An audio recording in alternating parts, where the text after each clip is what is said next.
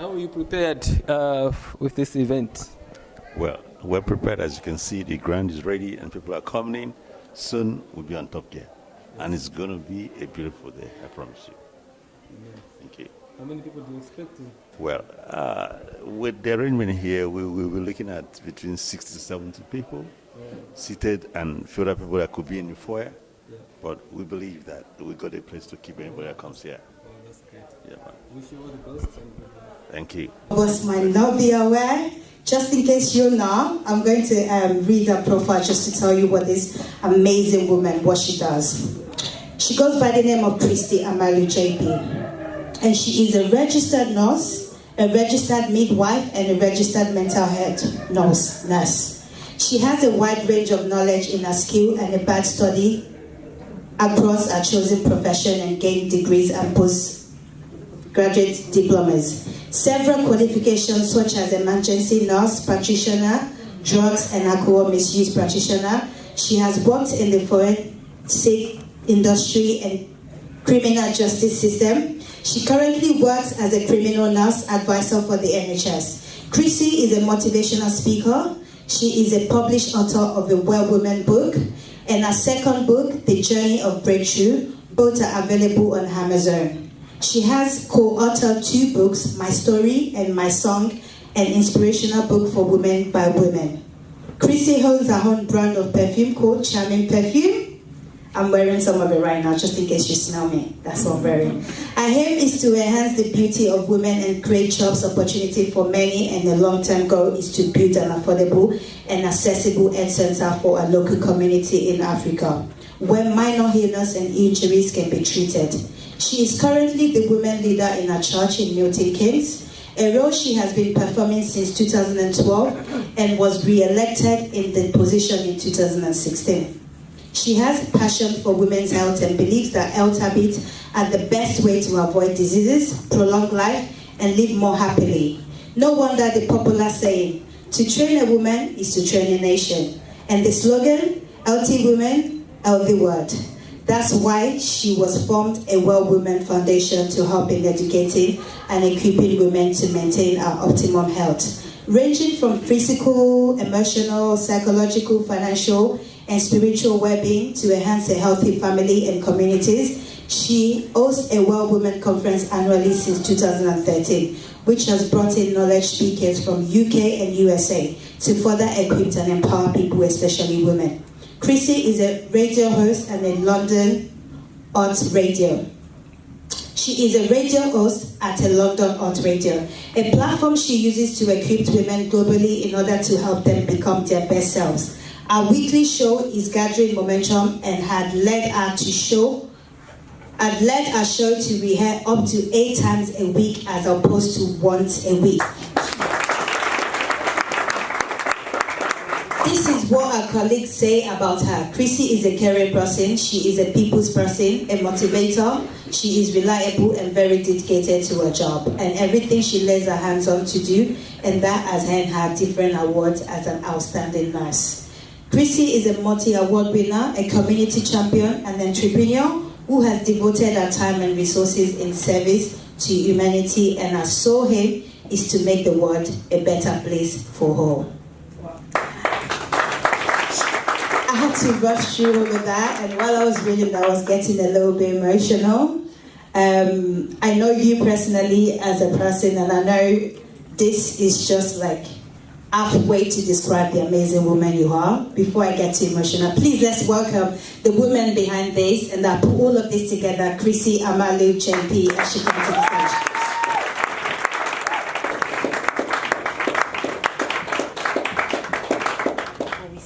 Oh, thank you very much. Thank you, Godiva. Thank you, distinguished ladies and gentlemen. Mark, thank you. Mommy Joyce, thank you. Prince Ezeri Hanacho, wow, thank you. Lord Mayor Stanley Anyong, God bless you, sir. Thank you, distinguished ladies and gentlemen. Please, if I don't mention your name, don't be annoyed with me. Laura, wow, thank you so much. Dr. Sadev, thank you. Lydia, thank you so much. I thank you all for coming here today, and hopefully you are going to have a wonderful time. So I'm going to give our speakers time to really, give us what they have in stock for us, and then probably at the middle of the show, I will come back and then give an overview of who we are. So please sit back and enjoy the first ever World Women Peace and Empowerment Summit. Welcome you all. Thank you very much. So we're now going to move on to our first speaker of today. We will be speaking on health issues, and that I feel is in relation to every one of us. And when I say health issues, some of us might be thinking maybe if you have disease or you have illness or sickness. No, it doesn't even have to be anything that is physically wrong with you. I think we all go through one form of health issues or the other. It could be headache, it could be a back pain, it could be something that we go through internally. So I think this is something that will benefit every one of us here. So, okay, our first speaker goes by the name of Sahadek Swain. Dr. Sahadek Swain is a GP in the UK who brings new challenges to the job. He is a GP trainer and a faculty-recognized family planning trainer. He has special interest in women's well-being, women's health, and runs a women's health clinic fortnightly in his practice. He is also the finance lead for the practice. He is a recognized clinical teacher at the clinical school in Cambridge and teaches and examines MBBS medical students on seasonal basis. He also does teaching practice and had taught medical students in practice from other medical schools in the locality, including University College London and King's College. He is a regional ambassador of the Royal College of GP for Bedfordshire, Luton and Milton Keynes. An innovative seasonal club to represent provider and RCGP view in their local sustainability and transportation footprint. The jobs involves collaboration with various organizations, including 3 CCGs, hospitals, chairs and responsibility offices and clinical chairs of 3 CCGC, Chief Executive of Royal Local LMC, and the local RCGB faculty, among others. He also attended various subcommittee groups. His role is to influence the implementation of general practice 5-year forward views. Get all this information. Please let's welcome Dr. K. Sahadek Swain.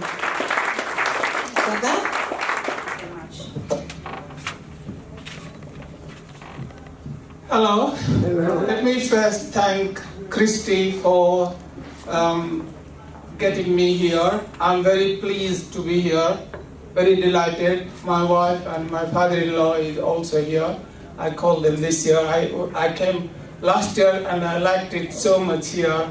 I thought they should also share the pleasure that I'm getting here. And thank you, Christy. You're amazing for all the good work you do. And I'm very happy to be part of the good work, the foundation work that you do. I am a general practitioner in Luton. And yes, I'm fascinated about women's health.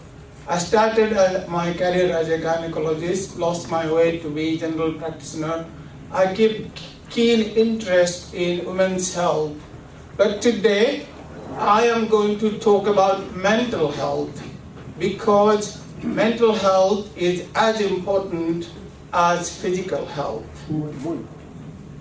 if not more important. And I'm talking about depression. And why am I talking about depression? Depression and anxiety, when they first, a few years ago, surveyed, used to affect 1 in 4 men and women. Now the recent survey is showing it affects about 1 in 3 men and women in this country. That means, I'm sure some of you or you know your family members who have suffered from it, and my aim is to make you aware of the condition, to empower you, to lead you from depression to happiness. if that's the aim of my talk. Before I start, I know this is a stigma, and not all of you would like to say that in public, but can I just ask, how many of you know someone very close to you who has or is suffering from depression? That says that quite a hand going up. So that's the reason why I chose. What I'm going to do is quickly take you through the symptoms and the causes, and if you still have time, I might show a very short clip video from the Royal College of Psychiatrists summarizing what I'm trying to say. I'm happy to be interrupted, ask questions. I don't have to say everything, but I'll tell where I've got my information from. I've taken most of my information from a leaflet called "If You or Anyone in Your Family is Suffering from Depression," and that's from the Royal College of Psychiatrists.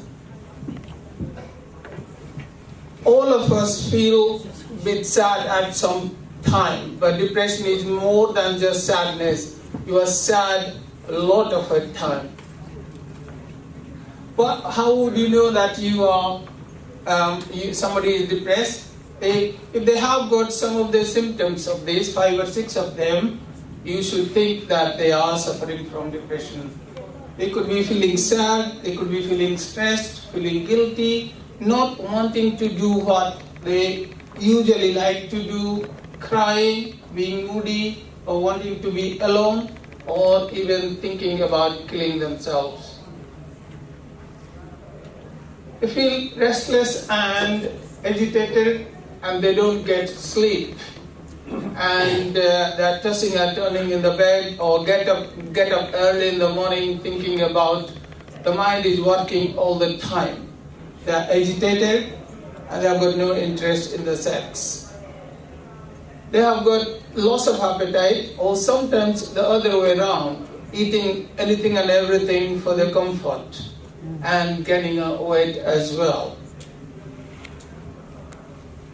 You lose your self-confidence, you feel useless, inadequate, avoid other people, feel irritable, feel worse, and particularly, you may think of suicide. Among the black and ethnic minority, there is also more stigma. We don't want to go to our doctors saying, "Doctor, I'm depressed." So we tend to present with physical symptoms like pain or constant headache or sleeplessness. So these could be first sign of depression. Isn't a depression a weakness? No, it is not. It is like any other disease. It's another disease. And many people have suffered from it, and Winston Churchill called it as black dog. I will take a minute's pause and allow you to read yourself. Can you people in the back read this slide? No? Okay, I'll read it for you. This is a small little patient's story, how they feel. Sometimes it feels like a black hole, but sometimes it feels like I need to cry and scream and kick and shout. Sometimes I go quiet and lock myself in my room, and sometimes I have to be doing something at all the times a day to distract myself. There are a lot of blogs in the net, if anyone interested. There are a lot of video clips also. So if anyone interested to know a bit more, you could do that. Dr. Google is a very good source for this. What can cause depression? A lot of things, or there may be no cause even. Living alone, losing a loved one, living on less money, which is quite a lot nowadays. Disabling illness, recent surgery, use of some medicines, or other big life changes. 1 in 3 people who have got physical illness like diabetes or arthritis, they also, or even thyroid problems, can feel depressed. Or it may be something in our personality. Some people are more prone to others. or some people think alcohol can take your pain away, but actually not. Those who are alcoholics are more likely to get depressed, even more likely to kill themselves. Women seem to be getting more depressed than men. I wondered why. You have to just look at Christy to understand that. See, you have to do the job that men do, go to your job, do all those jobs that somebody was finding it hard to read out and finish. And then you also have to take care of your children and the men. So no wonder that you get depressed more often. Also, if I've got family members who are depressed, for example, if you have a parent who is severely depressed, you are about 8 times more likely to become depressed yourself. The reason I'm saying this, just to make you aware of the risk factors to look out for these things and take care of it. How can you help yourself? Okay, don't keep it to yourself. Tell how you feel to one of the trusted friends and do something about it. Get out. Exercise is very good. It doesn't have to be going to be gym. Even walking, anybody can do walking.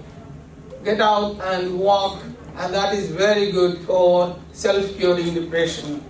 Eat well.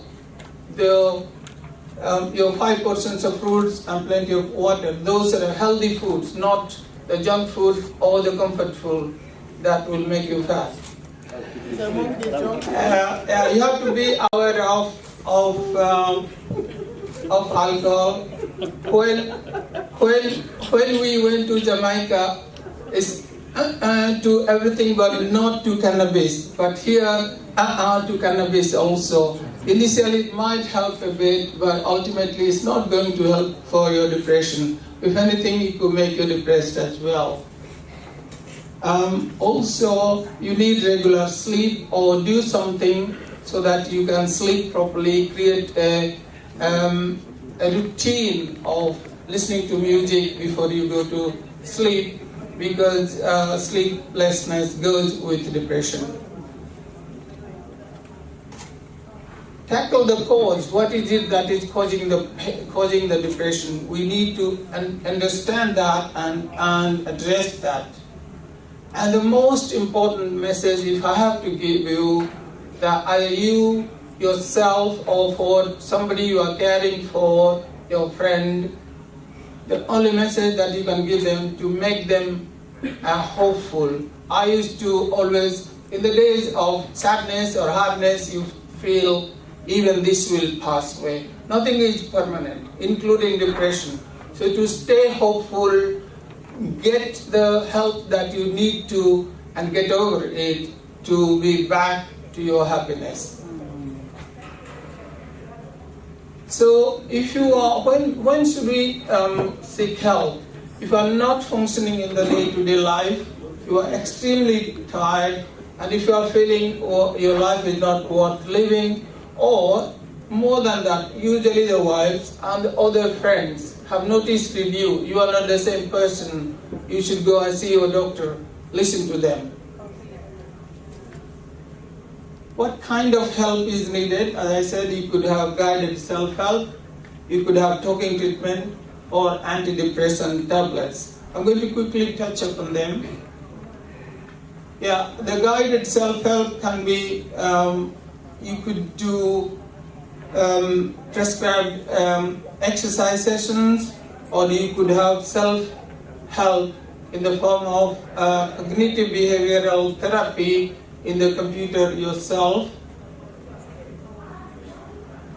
The other type of therapy that you get from professionals is called talking therapy, where a specially trained therapist would talk you through what you are going through, and more specialized forms are called cognitive behavioral therapy.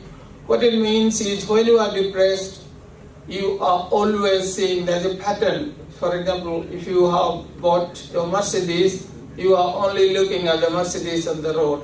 In the same way, if you are depressed, you're only looking at the negatives of it. The glass is half full, or 3/4 full, you could still drink the water and cleanse it, but you're looking at the emptiness of it.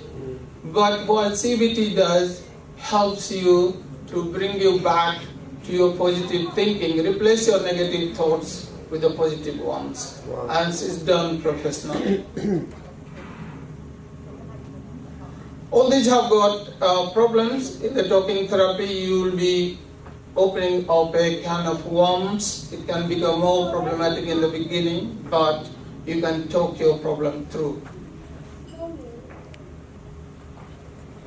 What doctors can prescribe you are called antidepressants. How do they work? Our brains have got thousands of cells and hundreds of chemicals. And that's how they're called neurotransmitters. That's how they connect to each other, the brain cells. There are particularly two of them are called serotonin and noradrenaline. So when you take antidepressant, they tend to produce more of them, which helps you to have better mood. At least that's how much we understand at the moment. But again, there is no medicine which has got no side effect. The antidepressants can give you nausea, vomiting in the beginning. You might feel much more anxious, but by staying on it under supervision, you'll get over it. And alcohol can make you very sleepy, and if you drink while taking these tablets, I think they are better avoided. There are natural remedies. Some people like it in the natural or herbal ways. St. John's wort is available as tablets now. People who believe in it think they have got less side effect and has got similar effect as the antidepressant tablets. But these tablets interfere with a lot of medications that you take. So if you are taking them, please tell your doctor. How can you help someone who is depressed? The least you could do is listen to them as a friend actively. Really listen, not like men listen. Can reassure them that they will get better. Spend time with them. Help them to stay away from alcohol. Help them to eat healthy. And encourage them to accept treatment. These are some of the things that you could do for someone you care for or love for. Thank you. I'm going to show you a short little clip of video that summarizes most of the things I've said, and I will finish there. I'm happy to take questions. To feel them all. It can make you feel unhappy most of the time. We all feel down sometimes. It can last for a week or so without affecting our lives too much. Sometimes there's a reason, sometimes not. But with depression, your feelings go on for weeks and months, and they do interfere with your life. Depression has many symptoms, and you're unlikely to feel them all. It can make you feel unhappy most of the time. You might struggle to cope, lose interest in life, and feel like you no longer really enjoy anything. Depression can also affect your self-confidence, making you feel hopeless and inadequate. You might find yourself avoiding social situations. It can also affect your sleep. You might find it hard to get to sleep and feel utterly tired all the time. At depression's worst, you may even think of suicide. Luckily, there are steps that you can take to lift yourself out of depression. It can be incredibly helpful to talk about your feelings with a close friend or family member. You may find you need to do this more than once as part of the healing process. If you know what's behind your depression, try tackling it. Write down your problems, then make a list of solutions and pick the best. Keep active. Get out of doors for some exercise, even if it's just a walk. If you don't feel up to it, try housework and day-to-day tasks. Keeping active will help you sleep. If sleep's a struggle, relax by watching television or listening to music. It may help you to feel less anxious and help you get some sleep. Depression can ruin your appetite or cause you to overeat. Try to eat 3 times a day, making sure you get plenty of fresh fruit and vegetables. Don't drown your sorrows with drink. Alcohol actually makes depression worse. It's normal to feel depressed after a distressing event, but you can get stuck in a depressed mood that doesn't seem to lift. You need to seek help if your feelings are worse than usual and don't seem to get any better. If depression affects your work, interests and... Thanks for your patient hearing. We'll get depression out of the way, and I wish you all the happiness to enjoy this evening and rest of your life. Thank you very much. But before I leave the podium, I want to answer your question. The CCG stands for where the local doctors and nurses come to take leadership to run your local NHS economy. That's what it is. It's clinical commissioning groups. That is great. Swan, that was very informative, very entertaining, also very educative. I feel like we all learned something, a thing or two from that.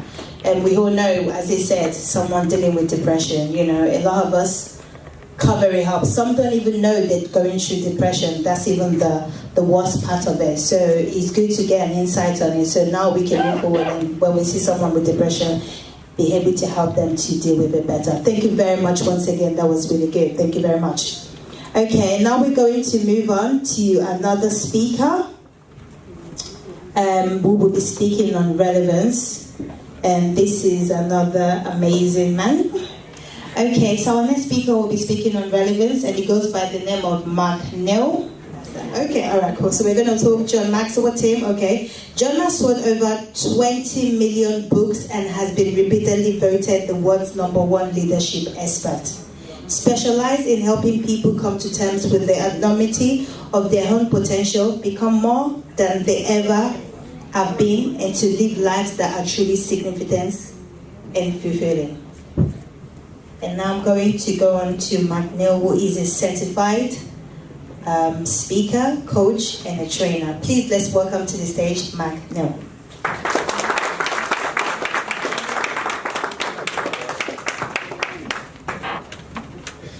Good evening, everybody. It's wonderful to see you. I'm an executive director with JMT, which means that I teach John's curriculum, but I also do it at a certification level as well in leadership and training. But my passion is to help people move forward, to be able to step into more of who you are.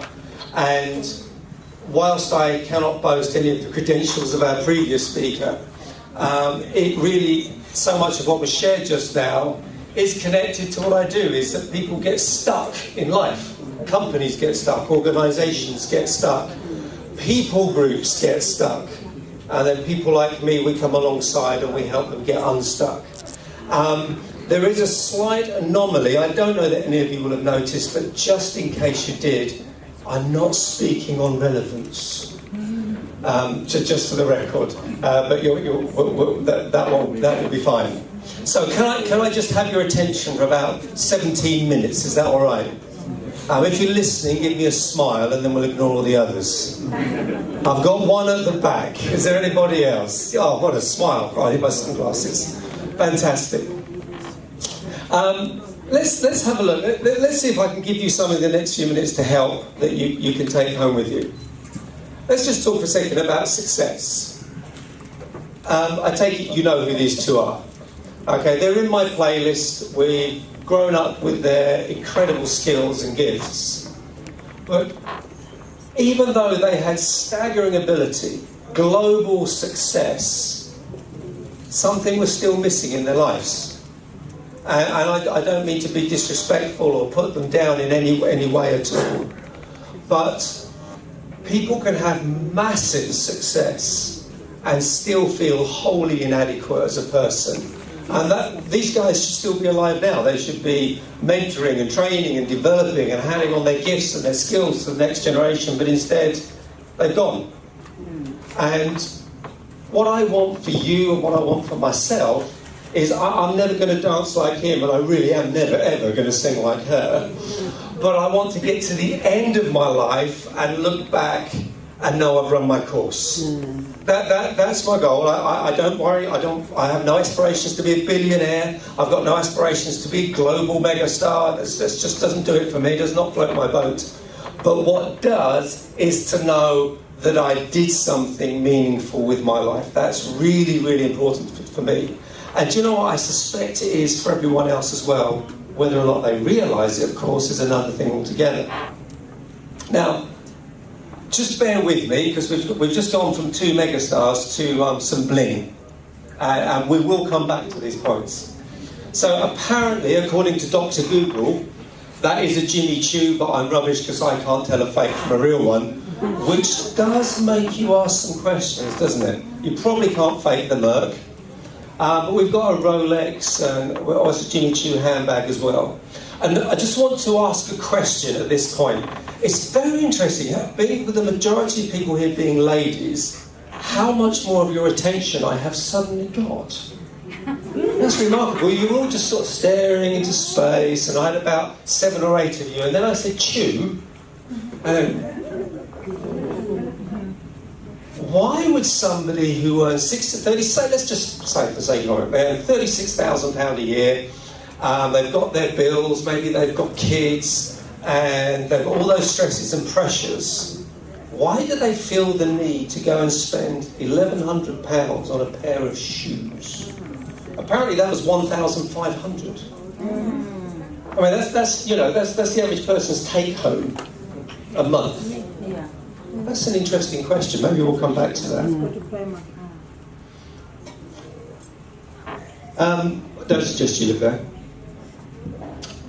Part of my purpose, my calling, is, and I know this because I just come back to it again and again and again, is I like to talk about foundational beliefs or subconscious beliefs, the things that we believe right deep down in here. Now let me just give you an example of how subconscious beliefs work. I believe in parachutes. I've been to displays where people leap out of aeroplanes and they all come gliding down. I know parachutes are real, I know they work. And my friend, she's only about this big for her 40th birthday, she leapt out of a perfectly good aeroplane. And why would you do that? You're in an aeroplane, the aeroplane's fine, she leapt out of it. I believe in parachutes.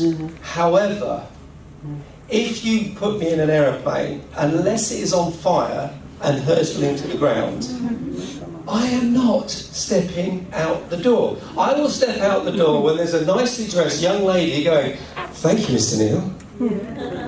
I'm not doing it at 15,000 feet. Why? Because there's 2 sets of beliefs working here. There's the one that says, yes, I know parachutes work, and the other one says, I'm never going to trust one unless I have to. Which means I'm not going to leap out voluntarily. Now, foundational beliefs are massive in our lives. Let me just give you an example here. How many of us here, no, this can't apply to you guys, but this is me, okay? This doesn't apply to you at all. I think, I really want to lose some weight. Yes, that's a great idea. My wife says, yeah, you should lose some weight. And so I go, right, I'm going to lose some weight. And then you go and do exactly the opposite to what you need to do. I'm going to exercise more. And then I lay in bed and go, yeah, maybe tomorrow. That is just me. You never struggle with that at all, do you? We get these conflicted thoughts. And what happens is you have this competition between your conscious desires and your subconscious thoughts. Now, the foundation will always decide the outcome. The foundation will always decide the outcome. So, it didn't matter what they did to this building. They could have painted it. They could have redecorated all the rooms. They could have put new windows in that were still going to fall over because the foundation was out of whack. And when we get that war, the subconscious always wins. If you weren't depressed on the first session, I could probably have you there by the end of this one. People say to me, Mark, why do you pull your notes out? Because God loves you, and it means I know when to stop. So we know about that fight. We know what that struggle is. One of the packages that I give my clients, and I need to just credit this actually because the credit's not on there. This is from the Robbins Medanis intervention. I'm an intervention coach. We talk about 6 human needs. Now, these aren't wants. If you've got a notebook, it says just pay good money for this stuff. You probably want to jot them down. These aren't things that people want. These are there with oxygen. You know how sensible people, when they run out of food, water or oxygen, they can get a bit vicious. We get weird and vicious to meet these needs. And I'm just going to pick on one of them today. And if I can just help you glimpse it, what I'm giving you now is a day's training. I need all day to go through this. So we're just going to open the lid. We're not going to unpack it, but hopefully you can have a look around on the inside. We will go to peculiar lengths to meet these in some way, shape or form. And when we identify that, let me just ask you a question. How many people here are there some things in your lives that you want to change, that you would like to see a change? Yay, I'm on my own, okay. Let's just break a hypnotic spell that is on an awful lot of people. Everyone look at me, show me your teeth. I'm not a dentist, it's okay. They look lovely to me. I cannot change my life without first changing myself. And I'll resist the temptation, because if you go down that road, you are going to live in a blame culture, a criticism culture, and a get everyone else culture. It's got to start with me. And if we can start seeing some connections, you might just have a breakthrough tomorrow morning. What happens when these needs aren't properly met? We saw these two on foot. We saw Whitney and Michael at the beginning. We saw the bling. I think this picture says enough. You know what this is about, don't you? All around the world, 95% of abuse cases, it's the woman who suffers. Some people now say it's down to 90 and more women are abusing now. But it's a terrible, terrible thing. Why does a woman stay in a relationship where a man regularly punches her? And maybe some of you have been there, so you know the answer. We're not talking about crazy people. We're not talking about women who are in some way worse than everyone else. And I'll show you, I'll prove that to you in just a moment. You see, let's just go back a slide. You see, we all have this desperate need for significance. We all need to feel significant. You see, we could have done this event, stay with me. We could have done it in a little hall somewhere. We could have got some rolls delivered. We could have all worn our jeans and t-shirts. How many of us would have come? It's not significant enough, is it? There would have been a few of you diehards. Oh, I don't care, some good stuff, I'm going to go along. But most people wouldn't. And one of the ways that you can get people to come to events so that they can be helped is we appeal to our need for significance. Now let's go back to our poor lady here. I don't know for sure, but in an awful lot of cases, the lady has attached in her mind, at her subconscious foundational level, that if she's in a relationship, that somehow gives her significance. Does that make sense? Her need for significance is so great that she will tolerate this horrendous abuse. Now, what will happen here, and we love it when it happens, don't we? When she gets an epiphany and says, actually, I mean something, I count for something, I am worthy, I do not have to put up with this rubbish in my life. What happens to the abuse? It goes, it vanishes overnight. I mean, in an instant, because one of three things happen. She goes, he stops, or, because he's a coward, he leaves. Now, this asks more questions. Who's got the power?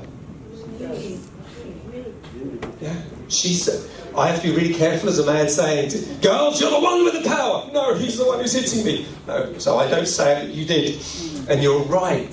So how can she do it? What's going to happen? Something has got to shift at a foundational level that she believes she counts, that she believes she's significant. And the reality is, there's only one person who can change that in your life. Not even God can do it. You know, forgive me if you're not from a faith community, but as a Christian, this really touches me. We have known and believed the love He has for us. But if you don't believe it, you won't know it. You are significant. You do count. There is a purpose to your life. You're a creative being. You're not just an accident. But if you don't believe that, that will be your experience. And once we start to believe it, we get dangerous. Now, the problem with a lack of significance, when we come into that, and I can see the door, we're nearly there.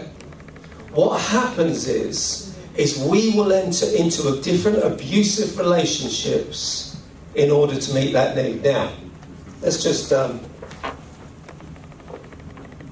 we'll cover this one and then we'll go through it again. Would it be possible that their tragic ends had something to do that in spite of their tremendous talent, they didn't actually believe in who they were? It's got to be something to do with that. You don't end your life as they did without something being broken at a foundational level. We need to have foundations fixed too. Now, because I'm kind, not going to embarrass anyone. When I speak, I embarrass myself, but I won't embarrass you. But let's say I go out and I get my Rolex and my Jimmy Choo shoes and matching handbag. That's not a pleasant sight, is it? And I jump into my AMG and I'm up to the eyeballs. I can't pay the children's school fees. We're terribly in debt. My wife is really feeling the pressure. But I've got to have these in my life. Why have I got to have them? What am I after? What are we talking about here? Upside down. Yeah. What's the need? Why would I do that? Why would I distort my priorities so much? Foundation is wrong. Foundation is wrong, exactly right. What am I looking to get met? A friend of mine, her sister-in-law is very, very wealthy, and she went out and spent £5,000 on a handbag. And she tried to, she felt a little bit awkward about it, so she wanted to defend herself and she started justifying it to my friend. And Kate says to her, says, I tell you what, you know what the real test will be. You know, that you are free and you're okay with it. She said, what's that? She said, go out, get a little bag, and then go around for a month with your handbag in a little bag. Why would she say that? Now here's the punchline, folks. If I am looking to my bling to make me feel significant, I'm in an abusive relationship. Because that thing might not punch you in the face, but it will suck your money. It will rob your confidence. If I have to have my car in my street newer than the guys next door, I'm a slave to that stuff. And you know the irony is people want, we want the nice car out the front and we want to have the suit or the watch or whatever it is. Yeah, well, if I don't, what will other people think? Let's just take a reality check for a minute. Who do you think other people are thinking about? Themselves. Themselves! They're not even thinking about you. They don't care. They really, really don't care. Yeah. So what's the message today? Is you are significant. You really do count. We don't... we can have the bling. We can enjoy this stuff as long as it works for us. But if we're defining ourselves by it, it owns us and we're no longer free. We're actually in an abusive relationship just like that woman. But once we find our significance, then we can say, thank you very much, I don't need you anymore. Or thank you very much, I'm going to keep you and enjoy you, because when it's got you, you can never enjoy it. 6 months in and that car is now too old and it starts eating you on the inside. Werner Erhard said, until what is significant is created by you, you aren't living your life, you're living some inherited life. And my job is to help everyone to live their life. You don't want to be those who have already died but they haven't made it official yet.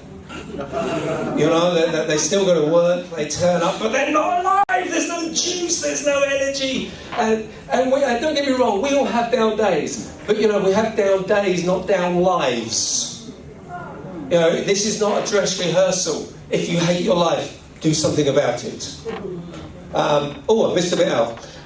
Let me close with this, and I'm out your way. My time has gone off. Who knows?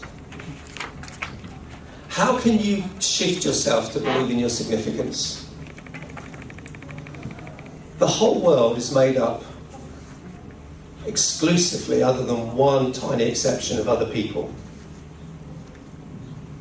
So you're all other people. I'm just me. You outnumber me. All this to one.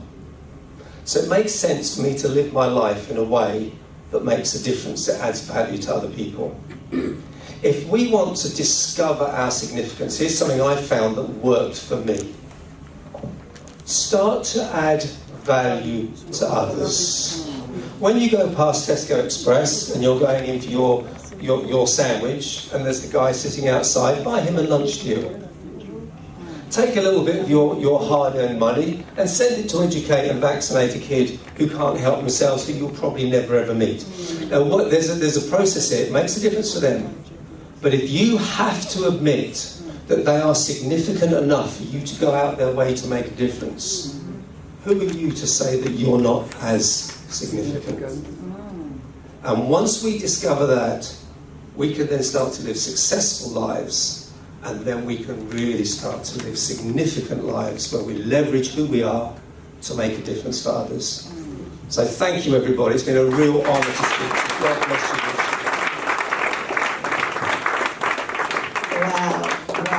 Wow.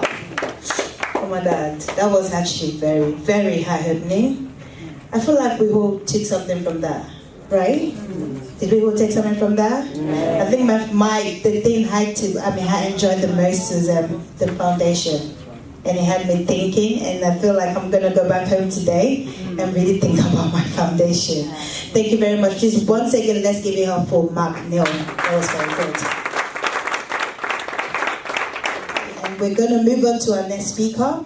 So we have another amazing speaker. Are we ready to hear from a lady? I feel like we've done men. Now we want to hear a woman's impact. This lady, she's a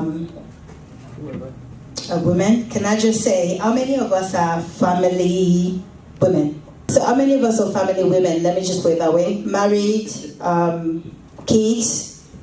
How many of us? That's me.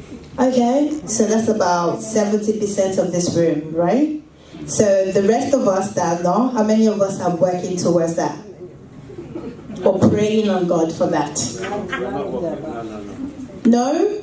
So you're telling me the rest of the 70% women in this room were not looking to become a family woman? No?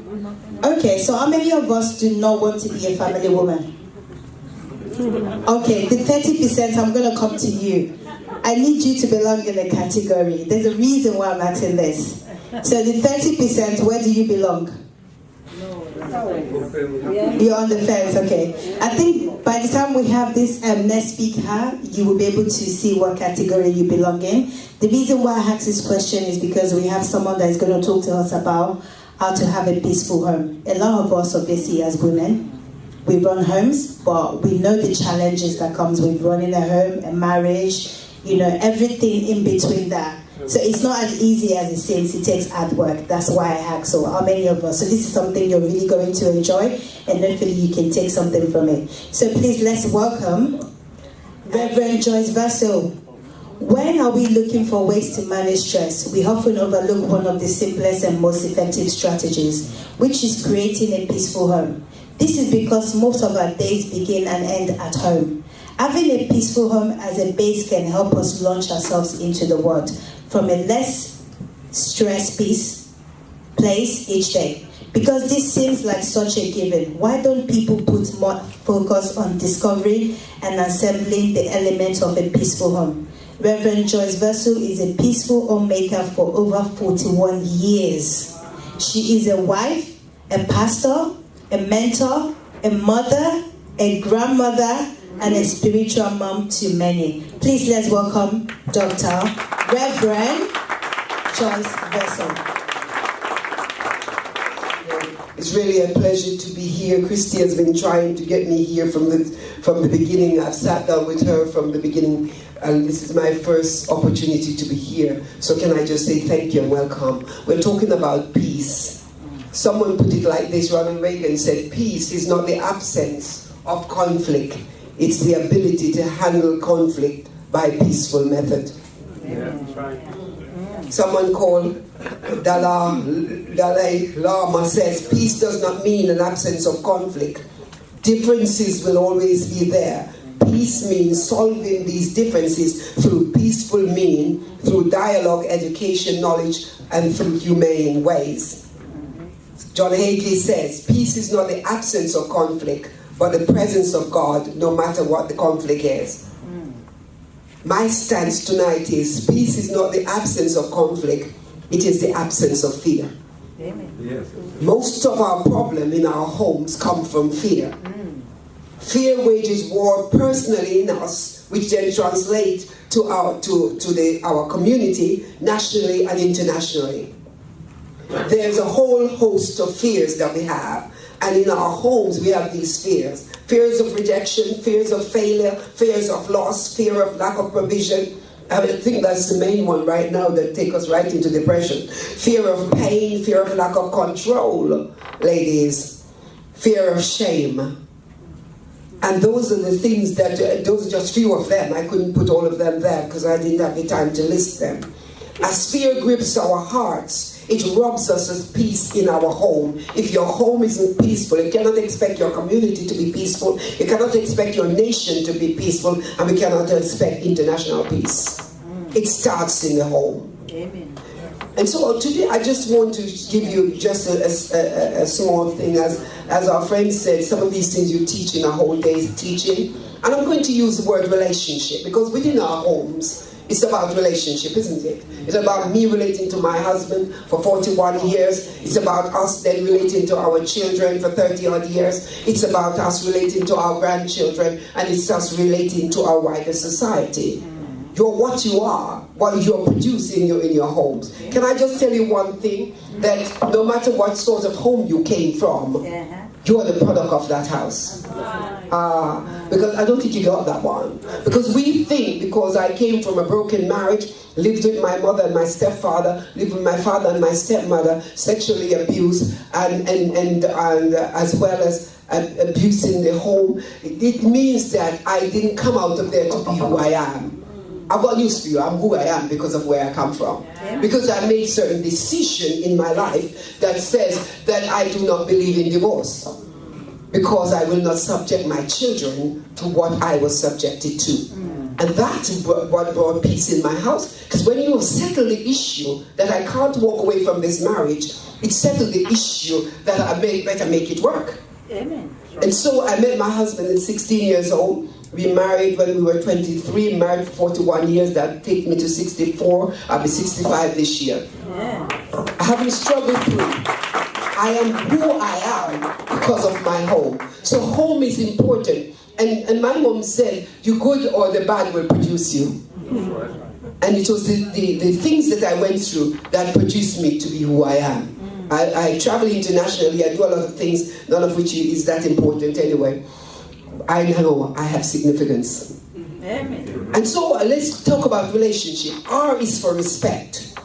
The first letter is R. You can write it down. Relationship. There must be respect, mutual respect in relationship if relationship must work. I travel and preach in a number of places, and my husband, we go on holiday, he said, she's the pastor. And we get into all kind of conflict, whether women should be or men should be or what we should be. But we get into all kind of conflict because he respects my calling, he respects me as a woman, and he promotes me for who I am. Respect. E is the next letter. In a family, there should be examples.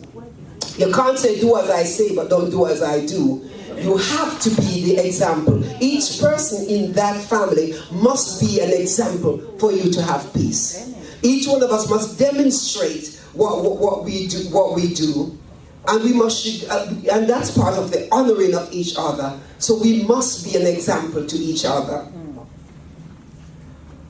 There's a saying, there's a scripture in it: do unto others as you would them do to you. Not a do unto them expecting them to do to you what you are not willing to do. And that's what breaks down relationship.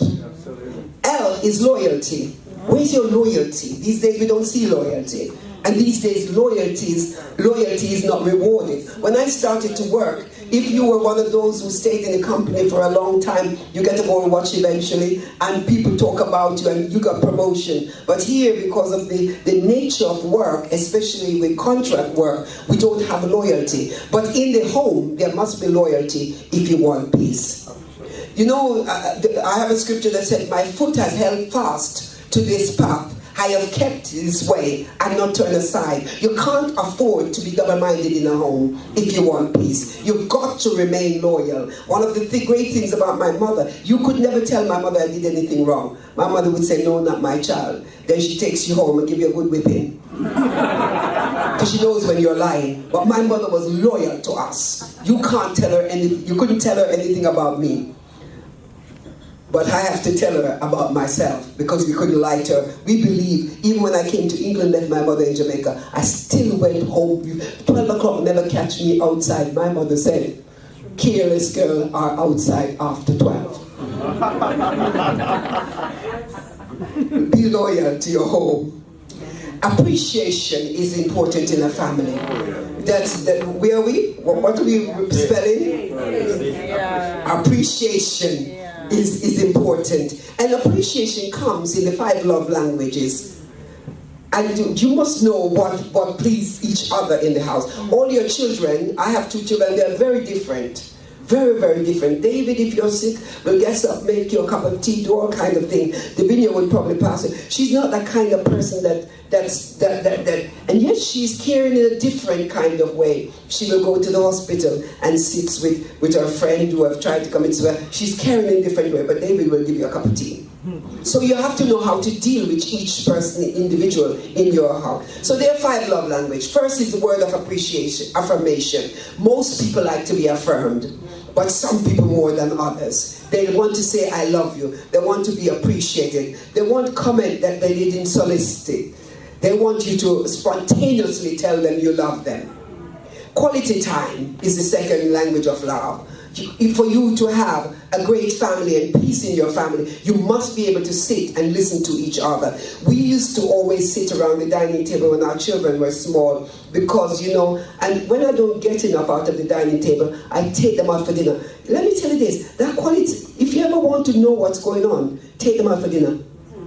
Because when you're locked in whatever restaurant you take children to these days, and you're there, everything comes out. That film that they saw at 13 years old when they were only 10, when they saw at 13 when it was an 18, you know what I'm talking? Those things come out. Quality time is important because it's in that quality time, especially when you take your quality time out of the house. So you know if you're home and you eat, they quickly eat and run upstairs. When you're sitting in the restaurant and you take your time and eat, you get quality time with them. Come on, somebody help me. And then receiving gifts. No, I like that. I like that. You know, you mustn't mistake somebody who likes to receive gift for materialism.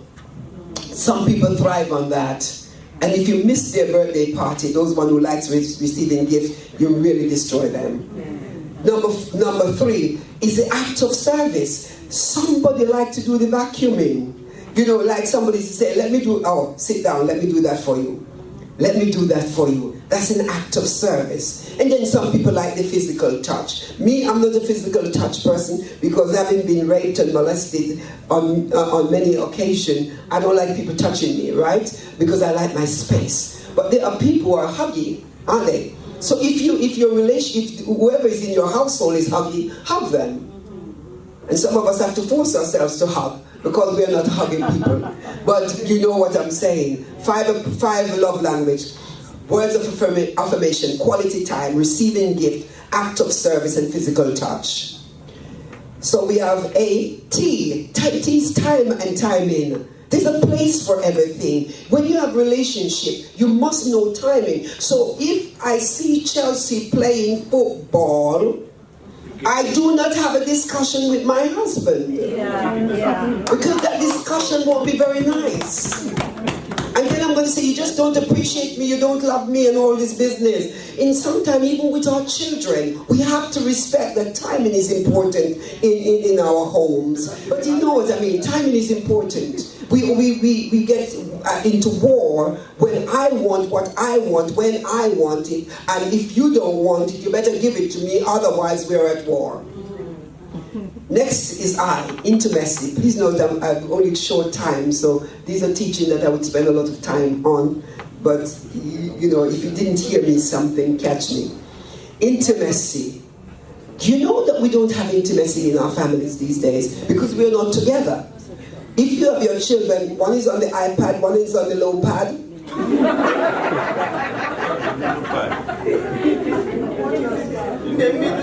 One in all kind of things. There's all these pads going around. That I got to give you this joke quickly. So the lady went to Jamaica and they carried the tablet for her old father. So the father said, give me the pill. Where's the pill? Where's the pill? Where have you put the pill? So the girl said, what pill? Are you taking medication? She said, no, the pill that I need to connect to the Wi-Fi.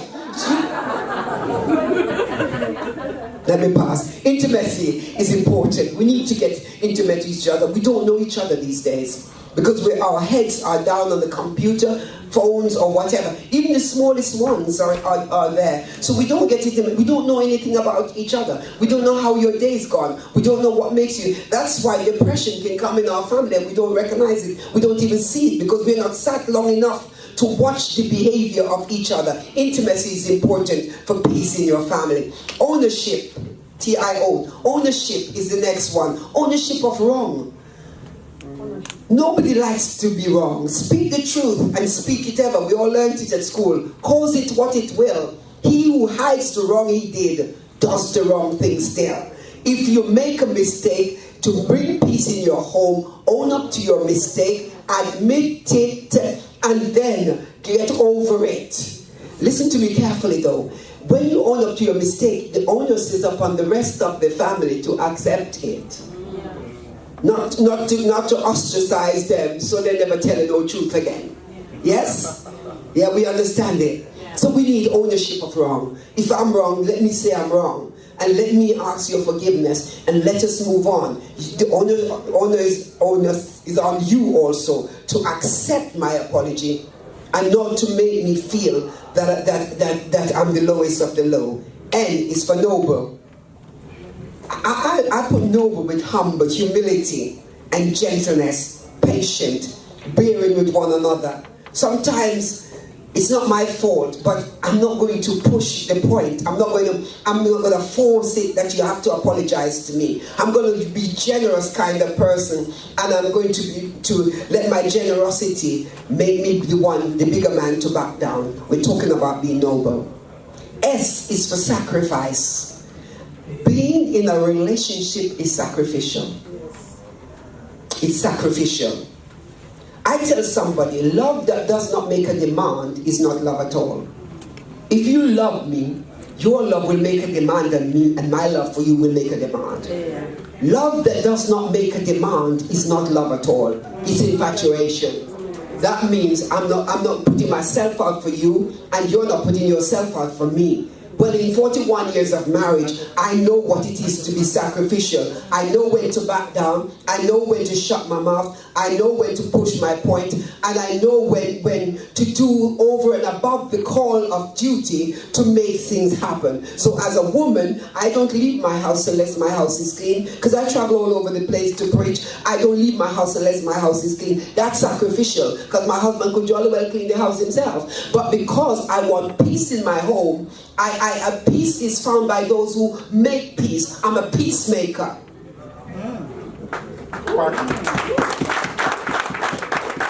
H is for honoring and place value on someone. We talk about significance. How do people in your home significant to you? It's somebody outside. You take somebody else's word outside more than you would take the word of your people.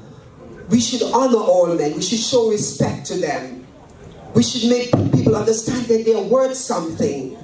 And especially in our children, We shouldn't let fear make us push our children to that point that we are not honoring them. So you fail. You know, my father, I passed all my exams except one, and he said, so you failed, what made you fail the one? No, congratulations on all the other exams that you passed. You know, we need to value people, and we need to value them for who they are, not what they produce or where they're going to take us to. Because more often, it's about us, honoring I. Are you following me? Yes. I'm going very fast. I is integrity. My definition of integrity is doing what's right when no one is looking. Integrity must be within the home. That I don't go outside and hear that my husband is something that he isn't. Yeah? So we must be the same person in our private and in our public life. That's what killing so many marriages, so many things. Because you're one thing when you come home, but you're another thing outside. You're another person in your workplace. You're another person down the road. And if, you know, a guy once says, if my outward appearance met with my inner man, will they recognize each other? If my outward appearance met with my inner man, would they recognize each other? And sometimes they wouldn't, because we are not being a people of integrity. Integrity is built by defeating temptation and dishonesty and staying on the straight. Integrity is keeping a commitment when circumstances change. Keeping a commitment when your circumstances. I had a boss at work. He said, I never make a mistake. It's a situation that changes after I've made the decision. Well, black is black whether you made the decision when, you know, and white is white. Do you understand? The colors don't change. But he says, I never make a mistake. It is the situation that changes after I've made the decision. I'm not giving you that one to take. I'm not giving you that one.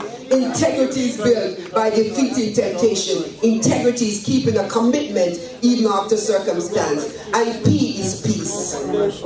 P is for peace. If at all possible, the Bible tells us, live at peace with all men. So that's relationship, respect, be an example, be loyal, be appreciative, be timely, be intimate, be an owner of your wrongdoing, be noble, be sacrificial, honor people, be a person of integrity, and peace will reign in your home.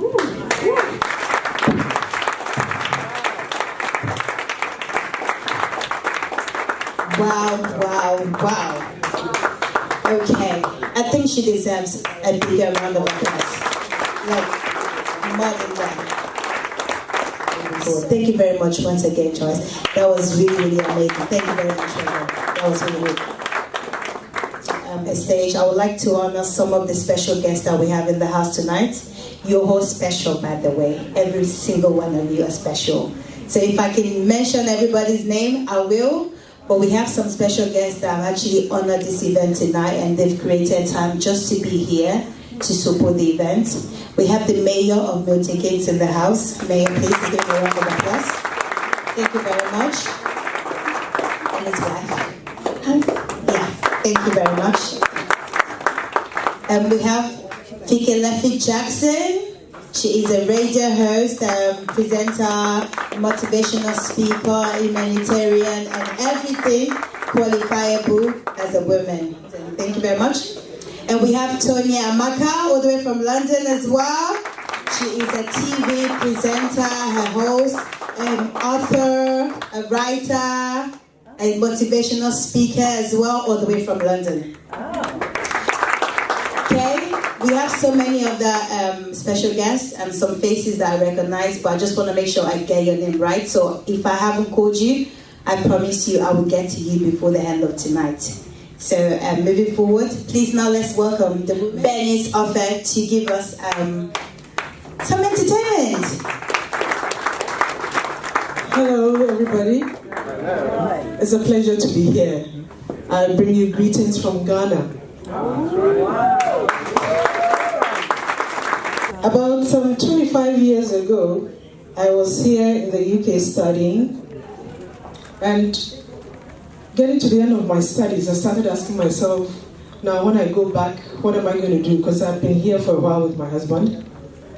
And so I started praying about it. And the following day, I was having my quiet time. I normally use, those of you know, the Daily Bread. And it gave some illustrations. And it was talking about somebody who met a little boy walking with a mother. And then they asked him, where are you going? He said, I don't know. I don't really care where I'm going. All I know is that my hand is in my daddy's hand. And I said, wow, that was just what I needed. I don't know where I'm going. I didn't know what I was going to do back home. But so long as I kept my hand in my daddy's hand, he was going to see me through. And so that is the first song I'm going to sing to you, which says, The Little Boy.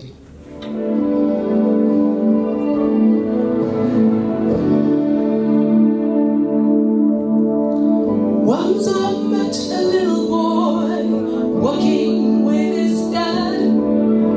He skipped along so happily by his side. So I asked him, my little boy, where are you going today? And with no hesitation, he replied. Once I met the little boy, he was walking with his dad. He skipped along so happily by his side. So I asked him, my little boy, where are you going today? And with no hesitation, he replied, I don't know where I'm going or what I'm going to do. I don't even know the way I'm gonna go.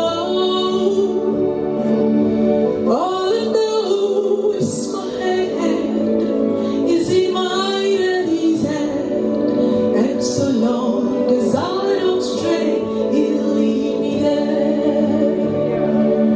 I don't know where I'm going or what I'm going to do.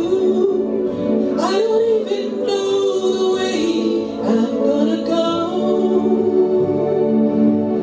All I know is my hand is in my daddy's hand, and so long as I don't stray, he'll lead me there.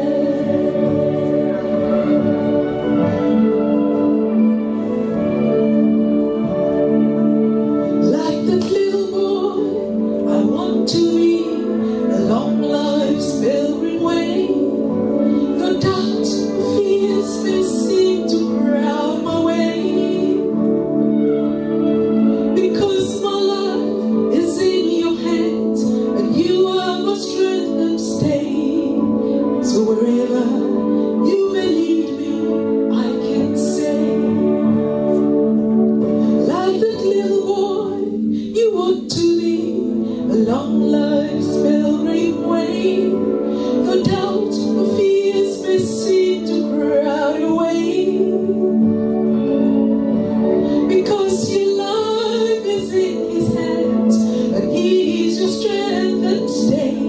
So wherever he may lead you, you can say, I don't know where I'm going or what I'm going to do. I don't even know the way I'm gonna go. All I know is my hand is in my daddy's hand, and so long as I don't stray, he'll lead me there. I don't know where I'm going or what I'm going to do. I don't even know the way I'm gonna go.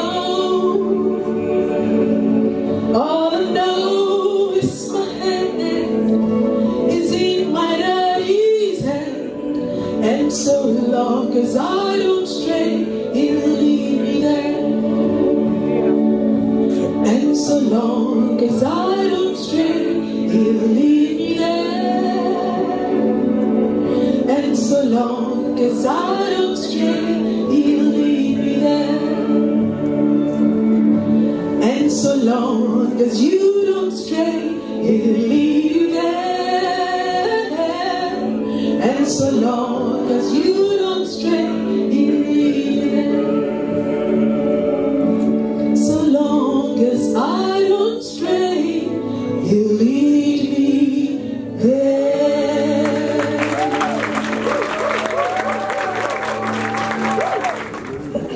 He did it for me when I went back home, because I put my hand in my daddy's hand. Hallelujah.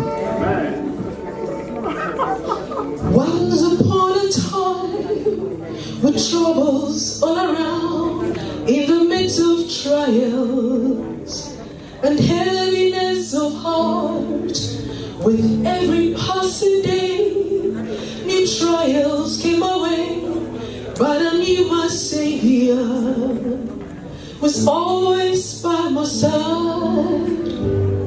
In the midst of all my fears, I knew that I could trust the God who cares, and He would always make a way for me.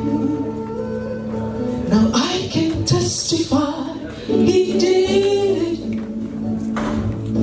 for He was by my side. By His mighty power, He heard my every cry.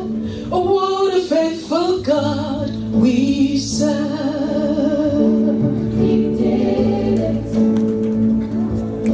For He was by my side. By His mighty power, He heard my every cry. Oh, what a faithful God we serve.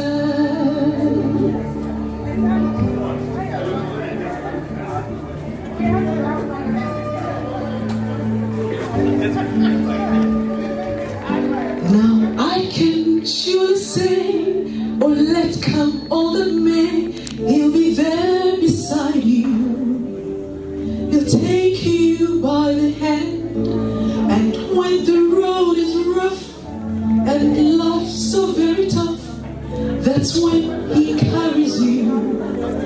He'll take you to the end, and even when you are afraid, you can trust the name above all names. He makes a way right in the nick of time. Then you can say with me, He did it, for He was by my side. By His mighty power, He had my every cry. Oh, what a faithful God we serve.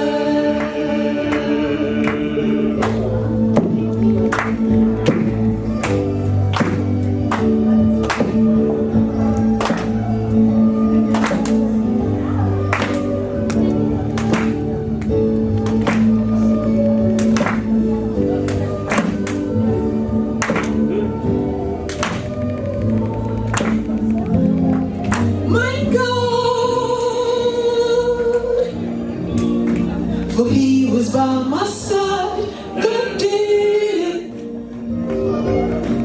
By His mighty power, He did it. He heard my every cry. Oh, what a faithful God we serve. He did it, for He was by my side. God did it. By His mighty power, He did it. He heard my every cry. Oh, what a faithful God we serve. He did it, for He was by my side. God did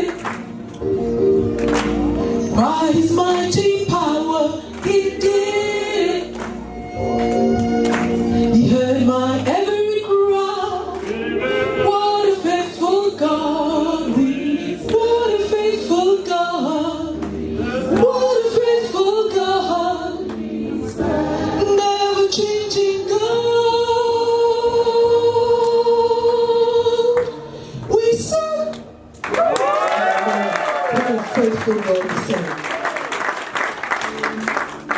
Bennis. Okay, and now we're going to come back to the welcome address by Christy Amalu. This is welcome at the stage. Please give her a round of applause. Hello, everyone. Good evening once again. And thank you for coming here. We appreciate you so much. Are there any well women in the house? Yes. We're all well. Wow. And well men as well. We appreciate you all. First, I have to start with a few of them here. My makeover today is from Kobe Varieties. Woo! And I've got my shoes from Catala Wears. Wow. And she's here in the house. She's so decorated me. Come on, Catala Wears. Get up, let's appreciate you. Thank you. Thank you so much. Recognize some dignitaries in our midst. I've got a recently conferred honorary doctorate award and the person of Councillor. She's a mayor, Anna Mbachi. God bless you, ma. All the way from Watham Cross. Watham Forest. God bless you, ma. And I've got an ex-mayor beside her as well. Ooh, a powerful woman. She's beautiful inside out. Councillor Patricia Ekechi. God bless you, man. And also I want to honor my spiritual father in the house, Reverend Ade Omotunde. God bless you, sir. A man that has stood with me all this while. He has brushed me, sharpened me, and that's why I can stand here. Hallelujah. Amen. And also I just want to say a big thank you and welcome to the Mayor of Milton Keynes. Wow.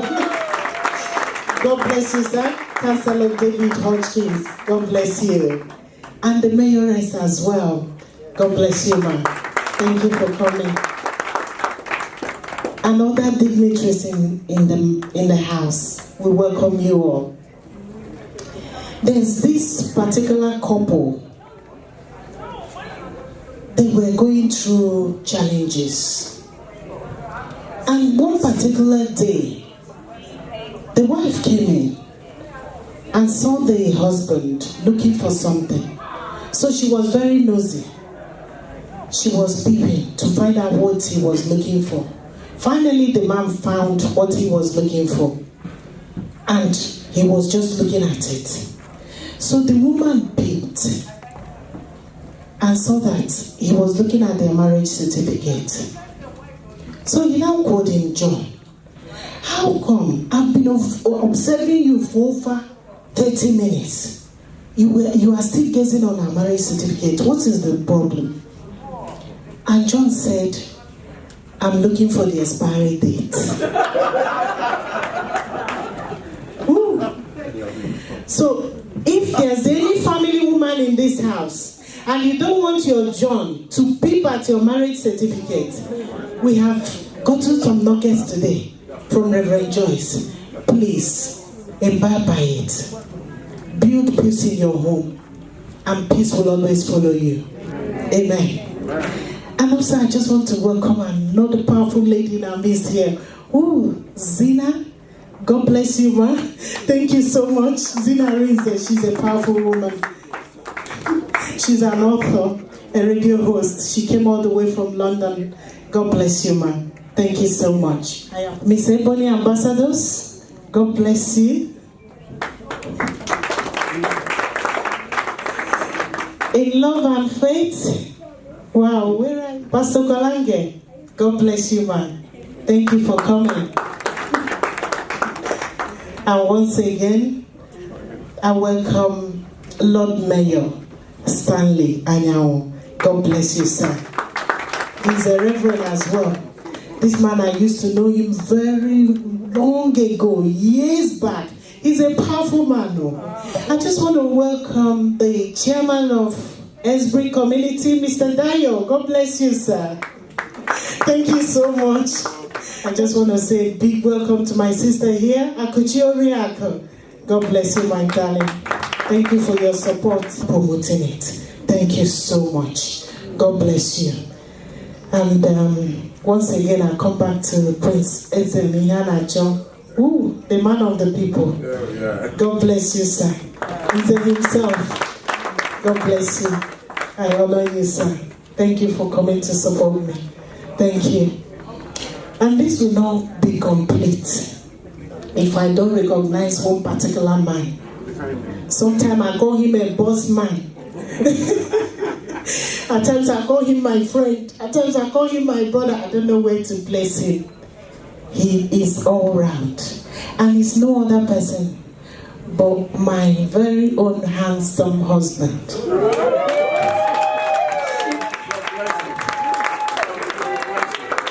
Ambassador, Pastor Bernard Amalo. God bless you, sir. Thank you so much, and thank you for believing in me. Thank you for giving me peace. Without your cooperation, I can't be here. Without your support, I will not flourish. I salute you, sir. Thank you, sir.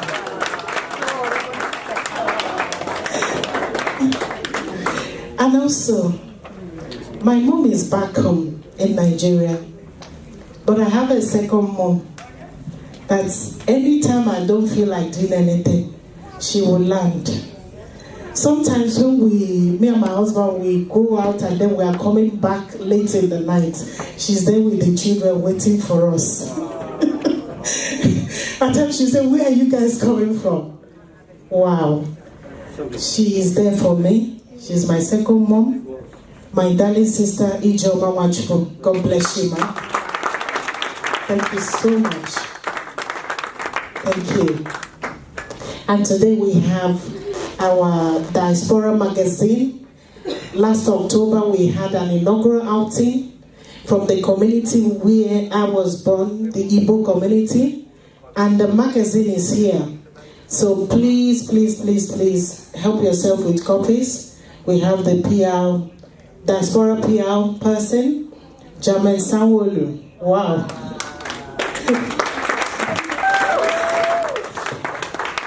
Please, a loud applause to this lady. She came all the way from United States of America. Woo!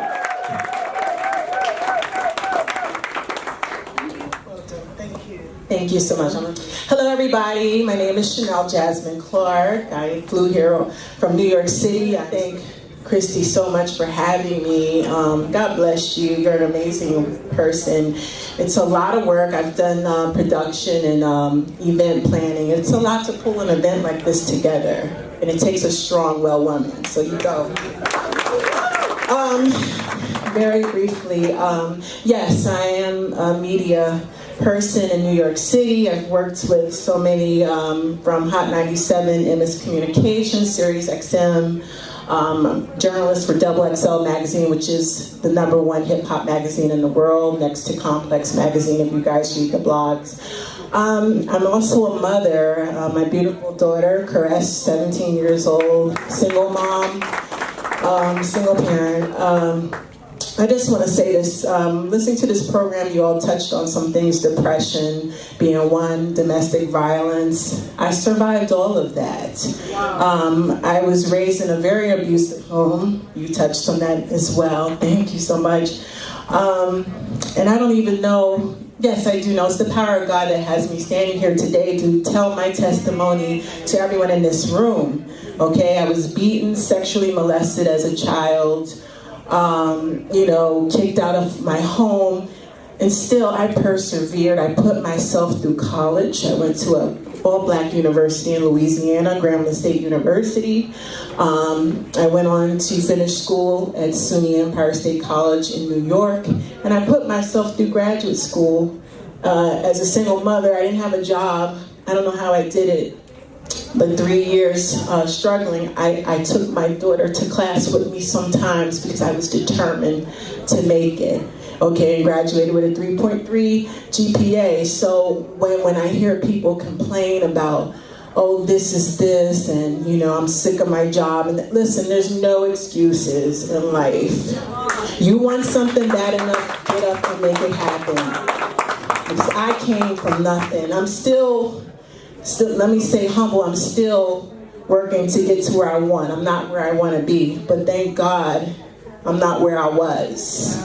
Okay, and as far as the domestic violence, surviving that, when you come from a home where you were raised and conditioned to accept and tolerate abuse, where your self-esteem is shattered at a young age, you grow up to accept that in your adult relationships, whether they're friendships, girlfriends, boyfriends, husbands, or whatever. People will look at you as a doormat, feel they can walk all over you, use you. And the crazy thing is, people, when you're a special child of God, people can see it in you before you can. They can see it a mile away and they'll try to rob you because they know you can't see it yet. But the day that you do figure it out, you kick all of them to the curb and say, listen, my God will be my shield and my armor. I don't need nobody to talk or do anything for me. I don't need validation. What's his name? Yes, as he touched upon, he spoke upon it. We seek validation from people. People don't mean nothing. You seek validation from God. You live for Him. He wants you to do right by Him. You don't need no one's validation. You don't have to buy the best clothes and dress this way and be a certain way. Do you. You understand? Do you. And I have that in my life. I live for me and my child. I practice being good to people. I'm not perfect. I sin every day. I stay humble, but I remember I can do everything through God, and I don't need to seek validation. I'm not on social media, begging for likes or whatever. You like me, you like me. If you don't, goodbye. Okay? So I had to come into realization of who I am, and it took years of deprogramming the condition to accept abuse from all types of people. Okay, so as a woman, a well woman, I'm not 100% there, but God got me through the worst part. And my job today is to keep sharing my blessings, to keep inspiring, and pay it forward, because there's no point in if God is teaching you and stretching you and teaching you things, you're not to keep it to yourself. You're to share it with others, especially those that are struggling and are broken. Okay, so again, I just want to say thank you all so much. Pray for my travels back to New York. I was going to go to Paris a few days ago, but I heard Trump was there, and I got a little apprehensive. The terrorism has been going on, so I said, you know what, let me stay here in London. I got an event to do today and some other things on Sunday, and I'm glad I stayed. I'll come back to Paris when I feel a little bit better. And yeah. So again, just to my ladies in the room, you all are well women, wherever you are in your life. I don't have a husband. I was married, and he was not very nice to me, and that's one of the reasons, ladies, you gotta understand your self-worth. Okay? The right man is not going to have you questioning yourself, accepting abuse, tolerating any type of verbal, emotional, or physical abuse is unacceptable. And you better know who you are in life, because you can stand alone and be happy with the love of Christ, and God will make your man and He'll send it to you. So I'm waiting for mine. I'm not looking for him. I'm working and building and strengthening myself, my finances, my credits, my stability, and when God feels He's ready, God will send him on in. Okay? That's what a well woman is. She works on herself. She doesn't seek validation from nobody, and she keeps God first in everything she does. Okay? So amen. God bless y'all. Let's take pictures afterwards. I would like to invite very quickly the mayor of Milton Keynes. He's got a little presentation speech / advice he would like to do. Yeah. Thank you very much indeed, everybody. Thank you. I do indeed have a speech, which I'm not going to deliver. I'm going to talk about one or two other little things. It's been an absolute delight listening to the contributions here this evening, and it's a delight to welcome guests from the United States. It's a delight to welcome fellow councillors from the London Borough of Waltham Forest. Absolute delight to be with colleagues. I know how hard you work. Thank you very much. and as well, yes indeed. What was that? And Enfield. Enfield, yes, thank you. And it's a delight to welcome everybody here to Milton Keynes. I got the impression from what was being said earlier that not too many of you actually are from Milton Keynes. Who here is from Milton Keynes? Most of you are from Milton Keynes. That's a great... Because I want to spend just a couple of minutes talking about Milton Keynes. Milton Keynes, as I'm sure you're aware, is 50 years old. That doesn't mean to say there was nothing here 51 years ago. There was plenty here 51 years ago. I was here 51 years ago, and there were 40,000 of us living in what is now Milton Keynes. But Milton Keynes has now grown to a city, the population of which is now over 280,000, and we're continuing to grow. And it is a fantastic place to live and to work, and a real honour to be the mayor of a great city like Milton Keynes. I really mean that. I've lived here all my life. I was 11 when Milton Keynes was designated, so you can tell how old I am. And it's been fantastic. I've lived here, I've worked here, I've played cricket here, I've done everything you do. And I've been on the council in Milton Keynes for 27 years, which is another real honour, I have to say, because it's a great place to represent. Now, people earlier were talking about what motivates and what supports people and what support mechanisms. They talk about the family. I don't often do this, because I don't often get the chance to do this. But what supported me for the last 34 years, 27 of which on the council, has been my lovely wife, who is the mayoress.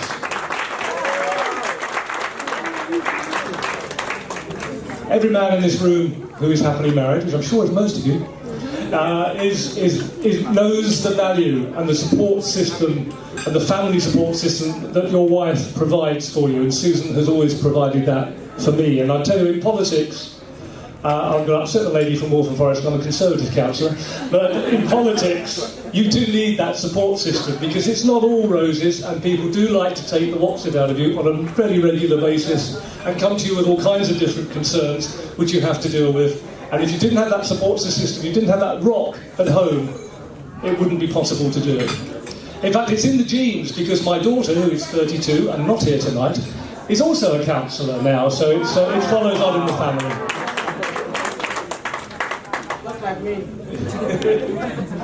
Once you start, you can't stop, I tell you. We've got elections next year as well, so everybody who lives in Danesborough, here I am.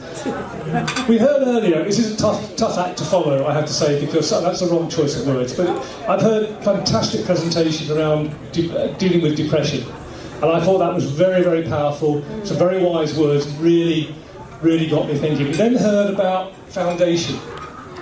And the thing that made me think about foundation is thinking about Milton Keynes, because Milton Keynes, and we have some fantastic buildings in Milton Keynes, some iconic buildings. We have a new stadium, Stadium MK, we have a new shopping centre, we have a fantastic church, Christ the Cornerstone, a fabulous art cathedral, absolutely fabulous buildings. But the thing that makes Milton Keynes what Milton Keynes is are the people who live and work in Milton Keynes. You are Milton Keynes, we are Milton Keynes. That's what makes Milton Keynes the greatest city in the United Kingdom.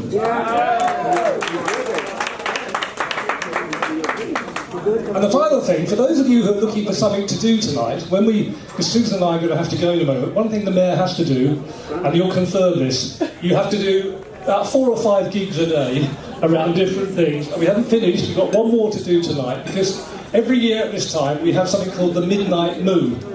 Some people know Milton Keynes and might have heard of our concrete cows, which are very, are part of the DNA that makes Milton Keynes what it is. We also have a very great hospice in Milton Keynes. It does fantastic work and has done for the last nearly 30 years. Absolutely fantastic. The last 8 years they have raised over £1 million by a fundraising effort called the Midnight Moo. And the Midnight Moo is a walk by ladies that starts at midnight, and they walk for 10 miles through the night to raise money for the hospice. And we'll be going in a few minutes' time for the preparation and for the start, and to wish them well and to get them on their way on that 10-mile walk. So there is still time. You can register after 11 o'clock tonight. So anybody who wants to go for a nice walk all through the night, make new friends, see bits of Milton Keynes you never expected to see and will never recognise in daylight, now's the time to do it. Can I wish everybody, all the organisers, all of you, every success. All the work that's been done is really, really inspirational. Everything that's happened, everything I've heard and seen this evening has been really, really inspirational. And I think this lady here, I'm going to go and embarrass her, but what a delightful presentation. I'm really, really moved by what you have to say. We're only mayor for a year, it flies by. I've been mayor for 2 months. We were deputy mayor and mayoress for a year before that. It's a real honour to come and meet people like your good selves. You've made us very, very welcome. Can I wish you every success for the rest of the evening and enjoy, because you're going to have a whale of a time. Thank you very much indeed. We have some more special guests in the house we would like to honour very quickly. We have the chairman of Nigerian Community Hatchery in the house. Please, yeah, thank you very much. I believe it's been mentioned already. We have Reverend Ade Omotunde in the house as well. And we have another amazing man. If you are in London, not just in London, in the United Kingdom, and you're in the entertainment industry, you would know this person I'm talking about. He goes by the name of M.H. Benson. He's my uncle, like I like to say. I'm his adopted niece. He's a filmmaker, he is, a director, a producer, everything Nollywood and beyond he does. So he is major in London. And we have another amazing woman, I believe she's seated now. Let me just look around. Oh yeah, she is, okay. She is our queen, like a queen. So she is the queen of Nollywood. Some of you might have known her from her work. Some of you might know her from social media. But she is major, and where we come from, she is the queen, so we respect her. And she goes by the name of Theodora Ibekwe Oyebade in the house. And we also have her husband as well. I saw him, I don't know where he is, Mr. Oyebade. So now we're going to move forward, and we're going to call back Chrissy. Finally, we'll be able to get this presentation that we'll be waiting for. Please welcome Chrissy Amalu. Wow, are we enjoying ourselves so far? Yes. Woo! Shall I go the traditional way? Praise the Lord! Thank you for the opportunity you've given me. My name is Christy Amalu JP. By the special grace of God, I am the founder of this organization, A Well Woman Foundation UK. Okay, so on behalf of my humble self, A Well Woman Foundation UK, and my team, our patrons, our pastors in New Covenant Church Milton Keynes, I just want to say a big welcome to you all. And we appreciate you taking all your effort to come and be with us this evening. This is a unique and divinely blessed event, and by the special grace of God, it will usher a wind of change, a wind of positive, peaceful change in the lives of numerous suffering women, children, and people in conflict-afflicted areas, women globally. Yes, sir. So you might be wondering who we are. We are a group of women, and we assist people to maintain their optimum health and well-being. And when we talk of optimum health and well-being, what do we talk about? Their physical, their mental health, their emotional well-being, like you've heard from Dr. Sahadev, their spiritual well-being, you've heard from Mommy Joyce, and everything spiritual, financial, these are what we do. And we accomplish this by giving people tips on healthy living. And we do free health checks. We have our health stand there. So if you want your blood pressure checked, you can go there. Your weight, your BMI, you can know what it is today. Because most times we just go freely.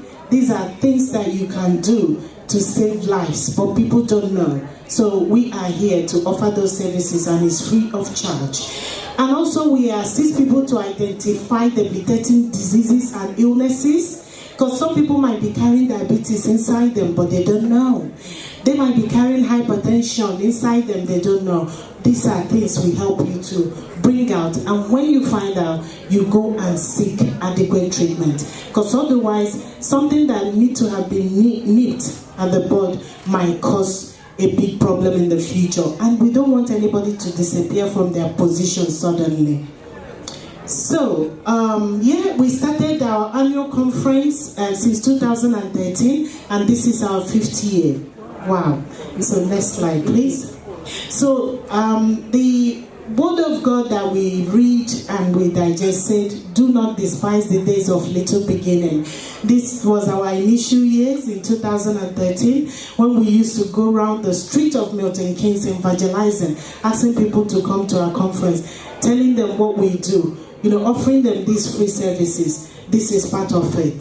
So next one. So in 2014, we dealt on emotional well-being, stress, which is predominantly eating into everyone. So we dealt in it, extensively. So that was our conference, and this was part of it. So I just brought a clip of that. And in 2015, we just went a step further. That's when we had one of our first international speakers, Janet. She came from USA and she ministered. So that was me there while I carried my flyer all over the city of Milton Keynes. And while I was getting tired, I said, okay, let me just take a shot, because I like to, utilize every moment. So that's it, and that was the speakers we had at the time. The first lady there was Lydia Koraten. She's a powerful woman. She's been part of this ministry from inception. That's me there, that's Janato, that's Juliet, and that's Tenda.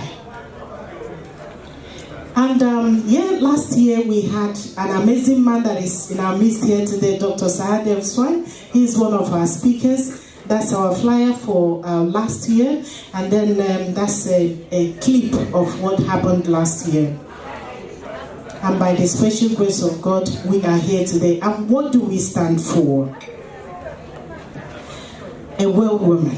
People might be thinking we are the Vatabiotics. We are not. A means an adorable woman. Come on. W means a wise woman. E means an elegant woman. L means likable woman. And another L, a lovable woman. So when you hear of a well woman, that's what we stand for. Next one. So we redefine women. Like you've heard from our US speaker, Chanel. You heard her story, how she started and where she is at the moment. So we redefine women. So this is what we do. So about this summit, today's summit is to mobilize people to become community peace builders, and is to foster and promote girl-child education, establish skill acquisition centers, and also provide financial and material support for people that are suffering in rural Africa. Next slide. Also, there is unrest everywhere. No place is safe. Before, say if you're here and it's happening in Nigeria, you might say, it's not my problem. It's in Africa. What has it got to do with me? But we've forgotten that we have people back home. We have parents. We have, relatives back home. And then coming here again. In London, when it's happening, they say, oh, it's in London. That, the bomb, is just there. So people are not perturbed. Most times I go to London almost 5 times a week. When I'm in that tube, my heart is panting, because I don't know what will happen next. And we thought it's just in London. But coming down to Milton Keynes, they are carrying knives, they are carrying bombs, they are carrying everything. So there is unrest everywhere. So nobody should be allergic to peace, and we have to preach it. Yep. So, and in Nigeria, giving for example as well, Boko Haram, all the Boko Haram stuff and everything. In UK here, I've mentioned the gun crime. So our goal is to build a polyclinic in rural Africa. And when I talk of rural Africa, in Nigeria, where I come from. So we want to build a polyclinic to assist to treat minor illness and diseases. Also to make it accessible and affordable. We are here enjoying the NHS. There are people back home that will need paracetamol, they can't afford it. So we just want to make it accessible and affordable for them. Some of them have the money, but they can't reach there. I would have told you a story, but I don't have the time. But having said that, we have an uncle, he's a rich man, he lives in Abuja, you know, he has everything. But he came home one particular weekend, just to spend the weekend. All of a sudden, he had a stomach ache. And they took him to the nearby hospital and they started operating him. Lo and behold, there was NEPA failure. There was no petrol anywhere. Our uncle is already opened. And they took him to the nearby town. Before they could get to Umuahia, wind has entered, air has entered into his stomach and he died. So this should be everybody's business. We might say we are here, we are enjoying the NHS, it's not our problem, but you don't know what will happen. You can just travel home just for 1 week, and that will be it. But we don't want it to happen to any of us. So also, we want to train our villagers as volunteers, thereby engaging them meaningfully. Because when people are engaged, robbery will stop. You know, there'll be, in fact, security will be tight. Also, we want to use the resources to create job opportunity for them, thereby teaching them how to catch fish, not giving them fish to eat. Because when you give them and it finishes, they are hungry again, they will start looking for more. That's life. So people might be thinking, okay, you want to achieve this polyclinic, what have you done? So far, we didn't fold our hands. We are busy. We are working 24/7 to see that this happens. And we have our merchandise. We have written our book, a Well Woman book, Getting It Right. It's a Bible. That's when I call it a Bible, it's a manual that you must have because it reminds you things that you need to check in order to maintain your optimum health and well-being. And also we have done a second book, Journey to Breakthrough, Making Upward Movement. You know, this is somebody's life story, that how God turned around something that was meant to be bad and made it, to turn out to good. So by buying that book, you are not only helping yourself, but you are enriching this organization. Also, we didn't stop at that as well. We have manufactured our own brand of perfume. That's Charlie Perfume. Ooh, the sweet smell of success. Wow. So Charlie is there to create wealth and also to enhance the beauty of every woman. Some people used to say, my husband loves me so much. So if you want to find out the secret, you might grab a Charlie.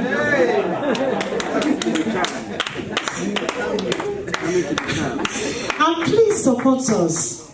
You know, because Charlie is produced by an African, they think maybe the ingredients came from Africa. I didn't go to Africa to produce it. The ingredients came from here. So when you see Charlie anywhere, don't bypass it and start looking for the other ones. Rome was not built in a day. Please help us to step up. Please. And also, we run our radio talk shows, just like we mentioned earlier, every Tuesday from 2 to 3 p.m. We give people practical tips on how to improve their lives. So if you have any brand you want to get promoted or anything you want to showcase, please contact us. We are there for you. Or if you want to speak to the outside world, you want your voice to be heard, we are there for you. So, and every money we raise from this merchandise, we are channeling it towards our project, which is a polyclinic. So, that's a copy of our Well Woman book, the time it was launched. Do you know the person that is smiling there with a get gear? we've been stuck together. Okay, we'll move on. Okay, so that's the second one, the journey to breakthrough. See, it has 5 stars there. That was when it was launched last year. Okay. Wow. So this is another one. We collaborated with women globally who were 280-something women that authored this book, an inspirational book for women by women, forwarded by a lady called Ruth Stutkin. So it will be launched in the UK soon, and I'm one of the co-authors.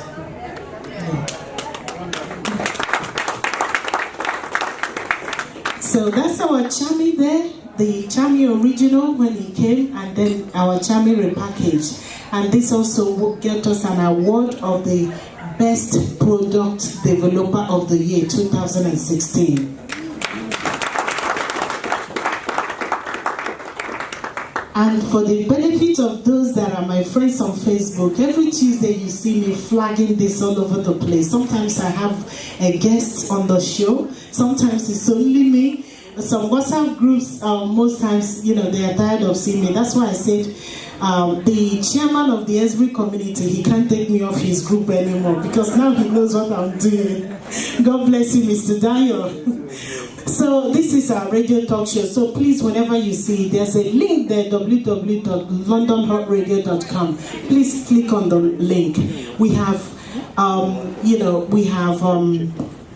brought so many people into the show, different dignitaries, and we don't mess about at all. Please, whenever you see it, click on there.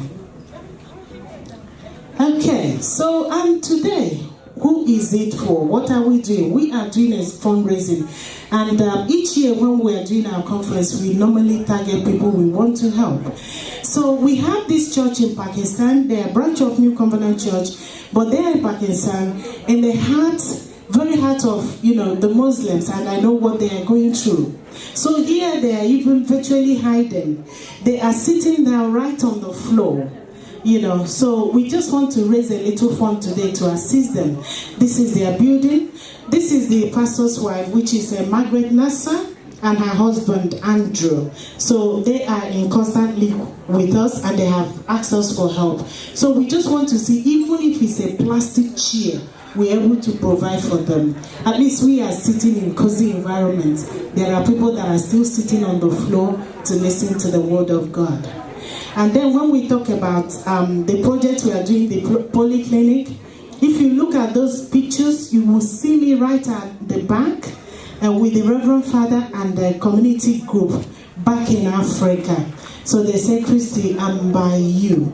Whenever you want it, whatever you want, we'll be there behind you. So these are the people. So, when we are going home today, what are we taking home today? So, a well woman today is supporting Against All Odds charity. Last year we sponsored 2 children, and this year we are sponsoring 2 children again. So we are raising funds for them as well. And then we are giving to the church in Pakistan. So we want to provide them, even if it's plastic chairs, we can provide for them. And if we have more, we'll freely do that. So I will get an adage from Benjamin Drizzly. He said, action may not always bring happiness, but there is no happiness without action. So take action today and support a well woman to achieve our dream of a polyclinic for women in rural Africa. So we thank God that we have you in our midst, these excellent and distinguished speakers, and we ask that the rest of the speakers are coming in to speak. Please sit back and enjoy. And again, I welcome you again to the first ever World Women Peace and Empowerment Summit 2017!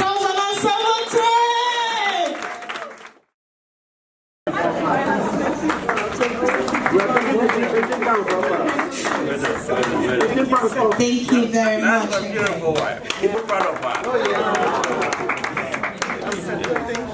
you. before we do the rapid ticket.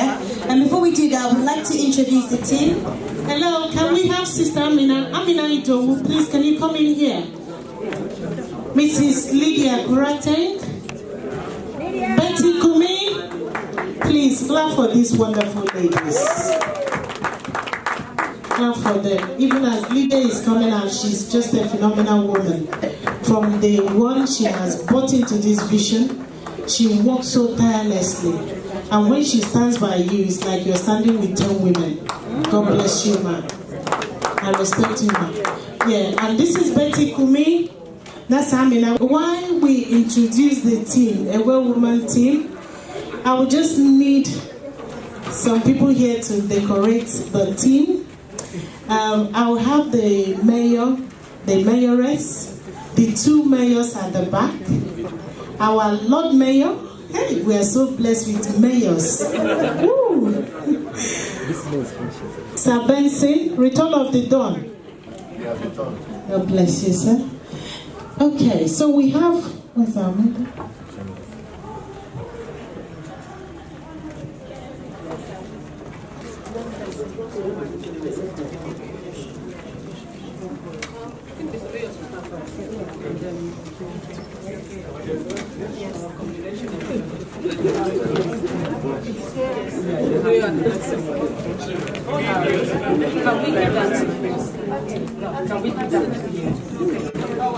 So the mayor is doing that?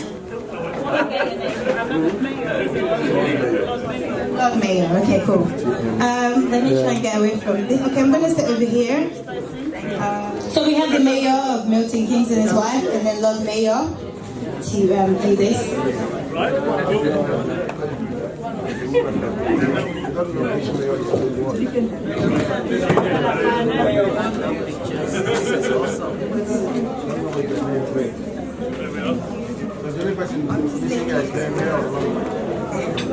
We have the former mayor. Yeah. Okay, she will help me out.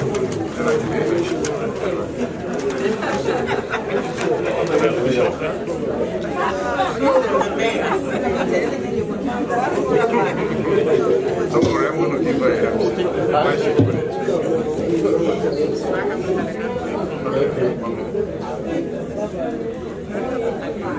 Okay. I wish I knew everybody's name so I could mention your name as you'll be. So I believe this is Betty Kumi. Okay, I have Mr. Benson back. I had to call him on the phone and tell him to come back. He was already on his way back to London. I had to tell him to come back.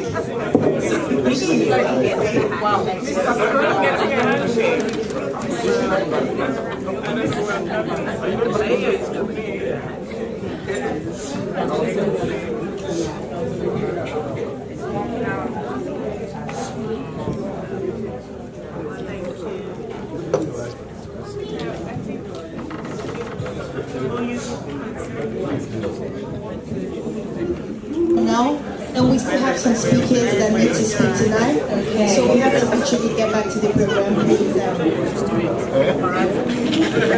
For the moment, we are going to be picking 3 winners. So, and there's it. Stop. It's okay.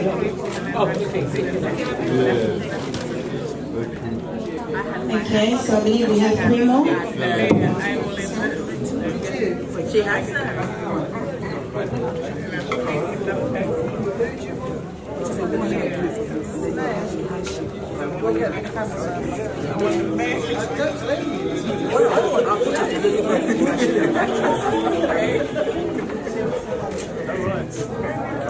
Camera here. I'll put it. And then Mr. Malcolm will wash it.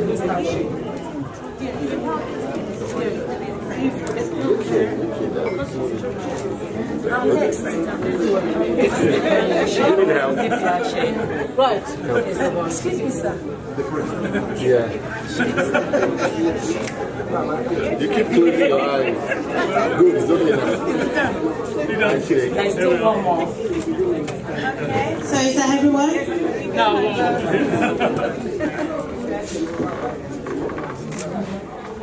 Excellent. Yeah. Okay, so I believe there we have it, the Well Women team. Please Let's give them a round of applause. We're going to have more time to take pictures. Okay, can we do a group picture very quickly with everybody? A group picture very quickly because we need to continue with the rest of the program and then we'll get back to it. Let's do a group picture very quickly.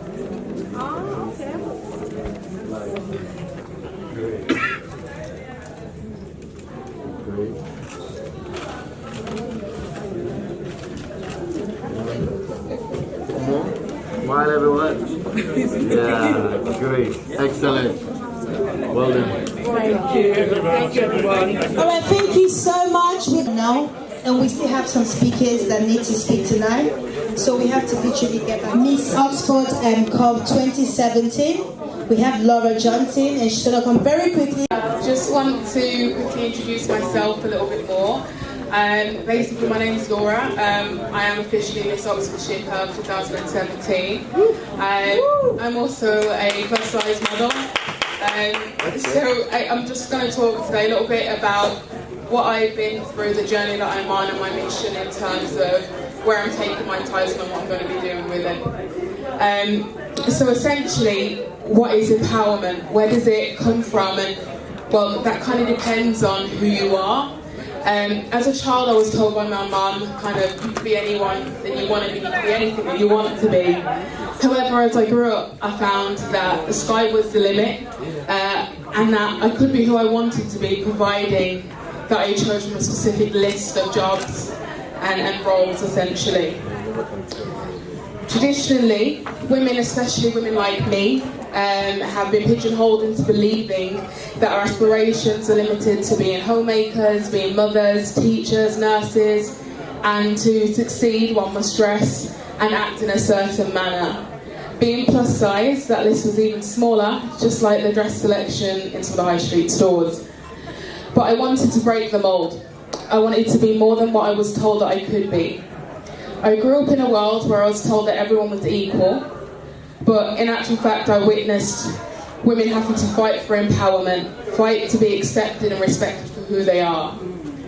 I saw women having to, or that are able to succeed, but succeed at a price, having to make sacrifices and make choices between being themselves or being accepted by society. But why can't a woman be a mechanic, be a police officer, a racing car driver, and still retain her femininity? The main thing I have discovered is that empowerment is a process, but as we know, ladies, it's not that straightforward. Being brave enough to stand up against a stereotype of what is kind of essentially to be feminine, being graceful in heels, it's no mean feat.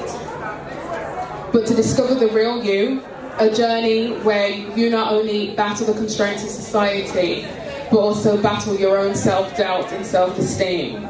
That can be so difficult. And for some women, they give up and accept the limitations that they are told to be.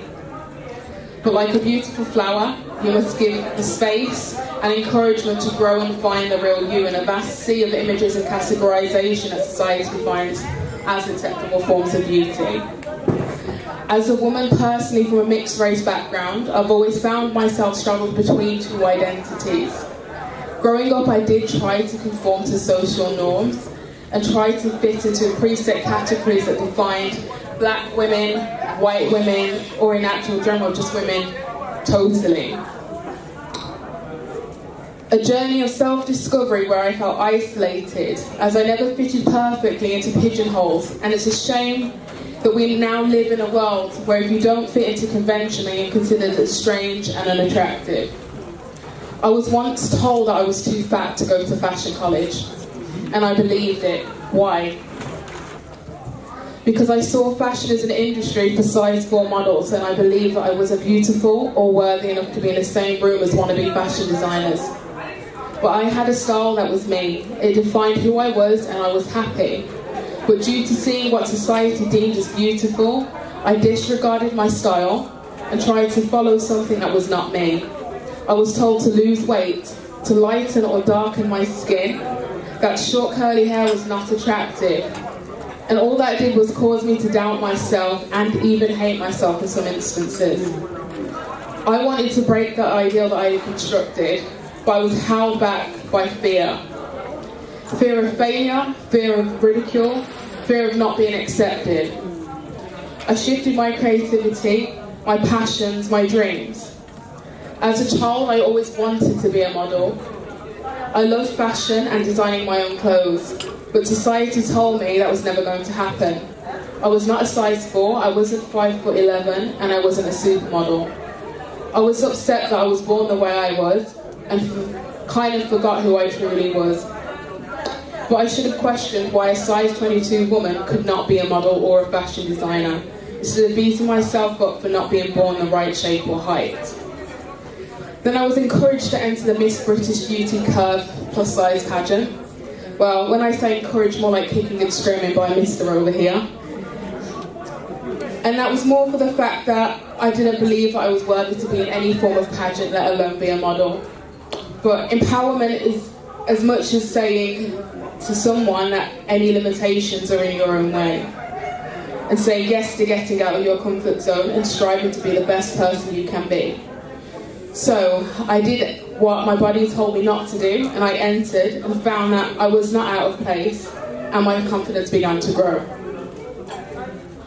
But it's not about the aesthetics. I realised that empowerment is a state of mind. It's not a shade of lipstick or foundation. Entering the pageant was just the start, and there were times where I did want to go back into my shell and accept my limitations. And now I stand here in front of you talking about empowerment. I stand without fear.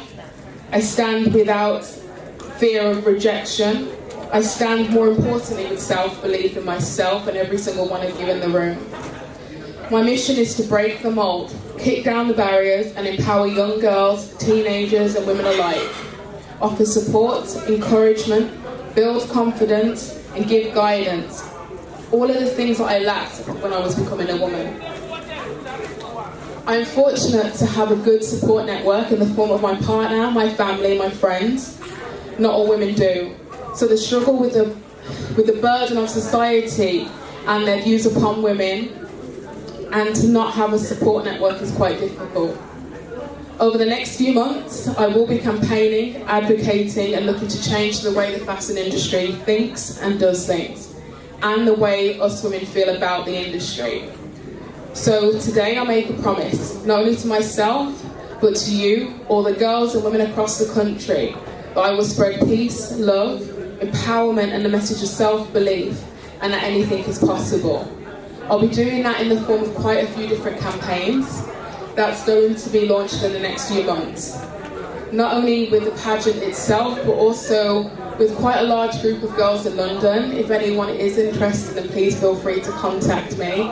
We are going to be doing a pretty big photo shoot through Knightsbridge, and also through Notting Hill, women of all different sizes, and almost kind of replicating some of the big fashion adverts we see, like the Chanel adverts, some of the Rolex adverts, things like that, and showing that actually everyday women can be a model, they can be in those adverts and sell product just as great as someone that's a size 0. So, trying to keep it short and sweet. In terms of if anyone wants to follow my journey, I am on Instagram, I have my own website. The website is www.lauraalexandracurve.com. If you want to get involved and support some of the causes, then please feel free to obviously go on there and have a look, and you'll be kept up to date with all the things. Especially that I'll be looking at going into schools, doing projects with school children, young girls, trying to really get them to embrace themselves. So a short little quote before I go. In case you forgot to remind yourself this morning, your butt is perfect, your smile lights up the room, your mind is insanely cool. You are way more than enough, and you're doing everything and an awesome job at life. Thank you.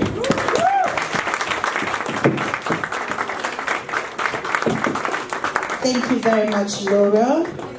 I believe that is speaking to so many of us, including myself. Funny she said that I was actually once a plus-size model as well. That's actually how I started in the industry. This was 8 years ago. And I remember the first one I did was Miss Curve. It probably wasn't recognized then, but at that time I felt like I needed to kind of make a difference as well. So it's good to see you doing that on a large scale. Thank you very much, and continue to do what you do to inspire us. Okay, and now we move forward. Because of our time, we have another speaker. I believe Mr. Emeka, is he still here? Oh, right there, okay. I was wondering who you were the whole time. Okay. Okay. I just meant I was wondering who you were. No, not like that. He's going to be speaking on keeping our youth safe. As we all know, there's so many things happening with the youth right now. I don't know how much it affects us in Milton Keynes, but in London, every single day, something is happening with the youth. You know, people not go out of their house, you know, worried and not even knowing how safe their children are. Let me just put it that way. So there's quite a lot that we can do. I personally work with youth in London and the organization that I belong to, which I mentor youth and I teach them on skill empowerment. So it's always good when I see something or things or people that inspires the youth and keep them and teach them how to basically stand out from the crowd and to keep themselves safe basically from what is happening. So he will be talking to us on how to keep our youth safe. Please welcome Emeka Ibuonu. That's it. Sorry, I'm not here, but I try. Good evening, everyone. Good evening, everyone. Good evening. Let me try a different way.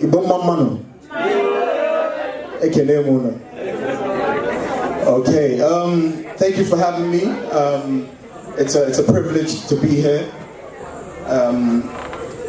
Firstly, I just want to talk about the youth.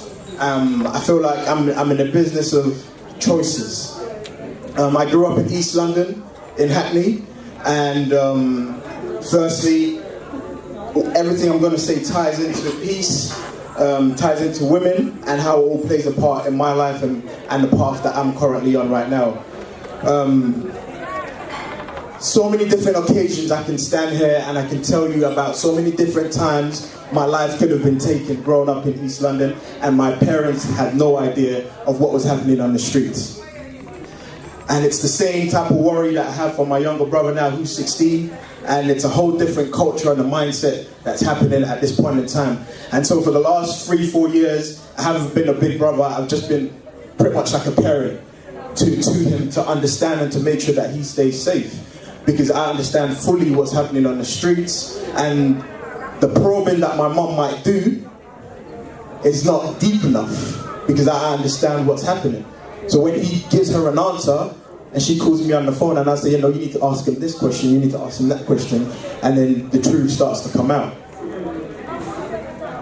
So let me just give you a quick brief recap on where I'm coming from. Growing up in Hackney, there were so many different occasions where whether you was involved or not, these are the people that you consider friends. You've grown up with them. Some of them might be in too deep with the gang culture. Others are not. But their enemies don't know that. On occasions, I've run from shots of bullets, people chasing you with knives. And so it gave me a sense of ownership in regards to what I felt like I could do for my generation. And so I used sport as a tool to try and bring people together. Over the years, it started to dawn on me in regards to how do we change the mindset of what's happening to some of our young people. So going to university, coming back to the area and understanding what was happening in our area. So some of the young people who were 13 when I left to uni, who are now 16, 17, were having some of the same conversations that I've heard when I was their age. These conversations that led people to prison, that led people to death in my generation. So I had to intervene. I was like, I can't just stand by and watch them make the same mistakes, because these same conversations are going to lead them somewhere. And so that's how my journey started. In 2010, I had a young lady who was helping me set up a workshop called Consequences. Because that's the key word that I would want to use that helped me on my journey. When I was 17, one of the older guys in my area said to me, because I was one of the first to have my driving license, and something happened in the area and they wanted retaliation. And he said to me, I want you to drive. And for me, I knew what that meant. But the thing is, having powerful women in your life makes a difference, because the night before this event happened, I remember my mum coming home from work really late. She's already gone to work before I've gone to school. This is before 7 in the morning, and she's coming back around 10 o'clock at night. I'm thinking, how many hours is that? I just didn't understand it. But seeing her struggle that day made me realize that my goal in life is to retire my mum. So every other decision of everything else that was happening on the streets became easy. So going back, fast forward 24 hours later, when this option was put in front of me, and I said to him, I looked him in the eye and I said, no, I'm not going anywhere. Somebody else that drove that car, 5 of them were in the car. They didn't get to where they were going because they were stopped by the police. And in that car there was MAC-10s, Uzis, these are guns that they had in the car. So every single one of them, that was the start for their journey in terms of the criminal justice system. And that same guy that told me to drive the car just a few years ago, he was now sentenced to 20 years. Reoffending, eventually IPP, and then they've put him away for good. So this is the journey, and it made me understand the choices that we have. And so in 2010, when I became a youth worker eventually, a young lady that helped me start up this workshop in terms of trying to pass on this knowledge to young people. Nobody can think that it could never happen to them. She was just in a chicken shop. 2 guys on bicycles came. There was some other guys in the chicken shop with her from the area. They opened fire. She had her back to them and she was killed. So that kind of motivated me. It affected everyone in the area at the time. It motivated me to want to spread my message beyond Hackney. And so working with her at the time led me to writing my first book based on that split-second decision. Consequences, breaking the negative cycle, and how do we break that cycle? And I say this to a lot of parents. Some of the children are living double lives. They come home and they tell you everything you want to hear. You need to be careful. Because in primary school, we do all we can, and we speak to them, how was school? You make sure you get an answer, oh, I did this, I did that, I did that. As soon as they go to year 7, how was school? School was fine. And then you say, okay, and that's it. Probe them. What do you mean it was fine? How was English? What are you weak at? What are you doing? Who are your friends? These are the questions that need to continue on a regular basis. Because no one person can do everything, but everyone can do something. And it's important to understand the choices and the friends that they keep, because you can be a perfect parent, you can be doing all you can. I hear a lot of people blaming parents. Sometimes it's not about the parents. Like I said, we're now going through a struggle with my younger brother. 2 parents, no, there's none of this, nobody cares about you. This is not your story. You have people that care about you. You have 2 older brothers. I'm 30, my other brother's 27. My brother's 16, about to turn 17. But what he doesn't understand, he feels like he can go out and not tell anybody where he's going. And coming back late, this is the thing that we're having to deal with now. Parents have done everything they can, and it's now left to me to try and motivate him, to teach him, to let him know why. So you have to probe the young people, because it's important to understand how they think.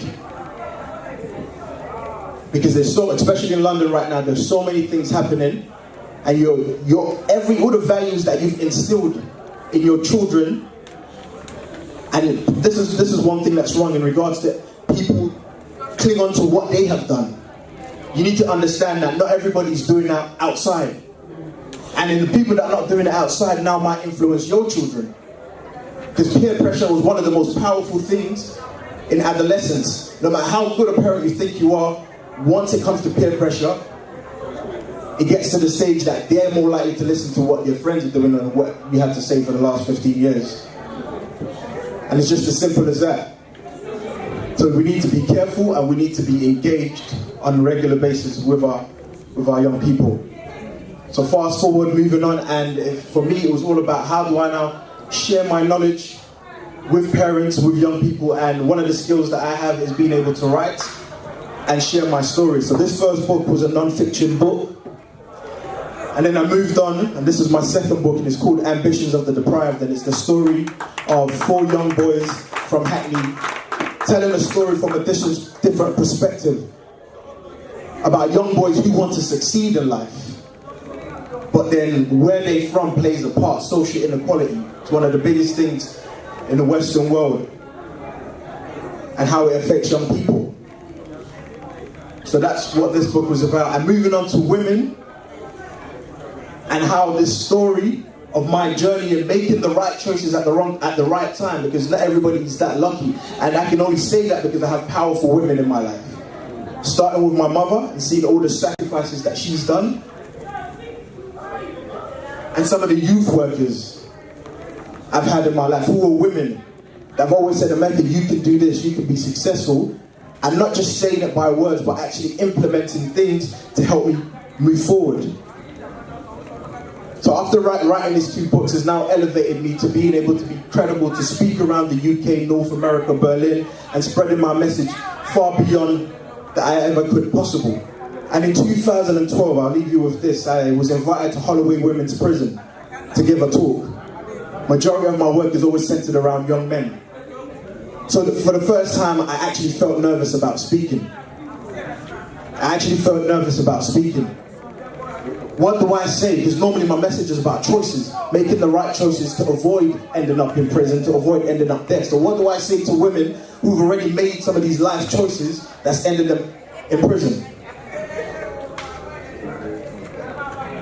So I had this great speech written on my iPad. I'm thinking, yes, I'm ready to go. Then I forgot that I'm going to a prison, no electronic devices allowed. So I started to panic again, the nerves kicked in. Oh, what do I do? I started, who's got paper, just trying to get the key points. And then eventually I said, you know what? I'm just going to go in and I'll speak from the heart. I walked in, there was 250 women looking at me. And I just started talking. And by the end of it, I learned something more powerful, speaking to them and hearing them, being able to sit down and listen to what they had to say about some of the pain, depression, violence, domestic violence, so many things that they've had to go through themselves. And then for me, a lot of people have bad experiences when they talk about prison. For me, I understood what sisterhood meant in that period. Because these are women in the worst conditions, but they are helping each other, empowering each other to be better, for redemption, for those that will eventually come out to say that they can succeed, they can do something in their life. And so for me, that was powerful. These are strangers coming together to do something great. And that moment triggered something in me. It was a plot for a book, but I didn't know exactly what it was. And it's not until I went to my mum's and I was watching my 2 younger sisters, 15 and 11 years old, watching them interact. And that's when it hit me, what sisterhood meant. I was wondering what their relationship will be from adolescence into womanhood. So with those 2 experiences in Holloway Women's Prison and watching my sisters, it now inspired me to write my 3rd book, which is called My Sister's Pain. And so it's for me, this book was launched in Hackney Empire. I'm not a big name, I'm not a known name, I'm still trying to recognize myself as an author. And so Hackney Empire is a very, very big venue. But by the grace of God and hard work, I managed to get over 700 people to the book launch to help promote and empower young girls and women all across London and in the UK. So that's my message to you all in terms of making sure we believe and making sure that we continue to spread positive messages to our young people, because you never know how far your words can go. Thank you very much. Wow, that is powerful. Thank you very much, Emeka. That is very, very inspiring.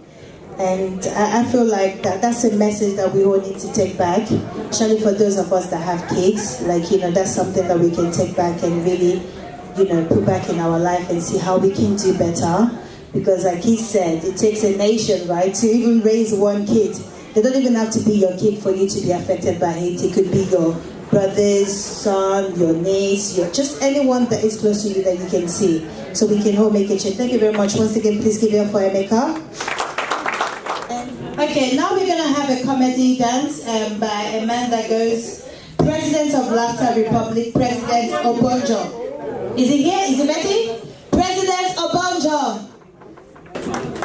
let's give it up for the president of Laughter Republic, President Obonjo. Good afternoon or good evening. And there was a woman called Helen. She's not here tonight. She was sitting in front, just around the corner here, and she had a question for me on Brexit. She said, Mr. President. I said, Helen. She said, Mr. President, I've got a question for you on Brexit. I said, what is the question?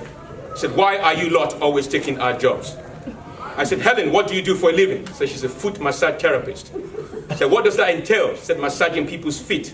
I said, you think I've come all the way from Nigeria to take your job as a foot massage therapist? Number 10 Downing Street is what I want. Thank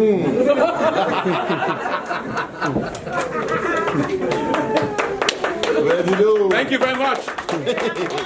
Thank you very much. Work very hard for that. I will work hard for that. Intelligent very much. He is. Maybe you're not getting his jokes. Yeah, maybe not, but it's okay. Jokes are very, very different and subjective. But you see, I've been doing this now for the past... I live in St. Albans in Hertfordshire. I love the train journey from King's Cross to St. Albans because everybody thinks I'm getting off at Luton. Now, let me tell you. People get my jokes. Yes. Great stuff. Now, let me tell you. In St. Albans, I used to live in Stratford, now they call it Westfield. When I moved to St. Albans 8 years ago, it's a joke. When I moved this is comedy, joke. When I moved to St. Albans 8 years ago, I thought I was going to suffer racism from white people. I don't actually suffer racism from white people. I suffer racism from black people who haven't seen black people for a while.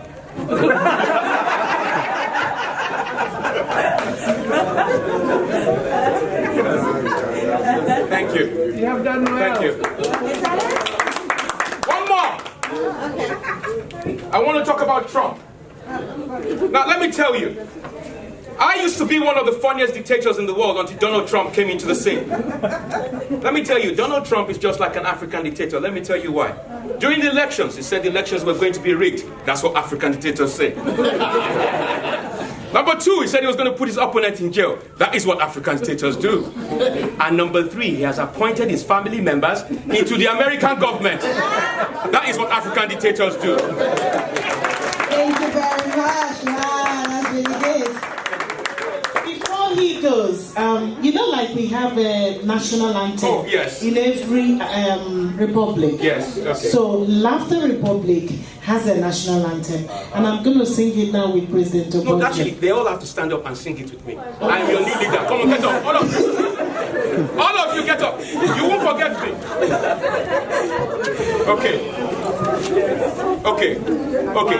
So they won't know the lyrics. Let's just wait one.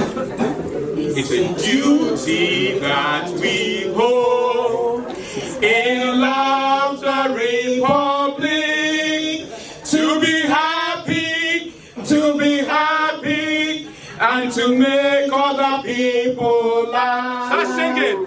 It's a duty that we hold in Laughter Republic to be happy, and to make other people laugh. You are not laughing at my jokes. You are not even singing the national anthem. You look like Jeremy Corbyn. Thank you very much. Thank you very much. Let's give it up for President of Laughter. I think we needed that, right? A round of applause. We also have Councillor Anna Mbachu, who is also the former mayor of Waltham Forest in the house. Thank you very much. Okay, now very quickly, I said earlier on that we have some exhibitors and some business owners in the house. Although we're supposed to give them time to be able to speak to you about their business and what they do, but because we're running out of time, I'm still going to have them come up here, just in case you haven't been to their store. In the next 15 minutes when we start doing the downstairs, please feel free to go to the store. We have some amazing stuff. But please let's just welcome the exhibitors as they come in. Just to introduce them very quickly, please do come in. Let's give them a round of applause. Where are all the exhibitors? Everyone else? Okay. Where are they? Was everyone? Is that everyone? Oh.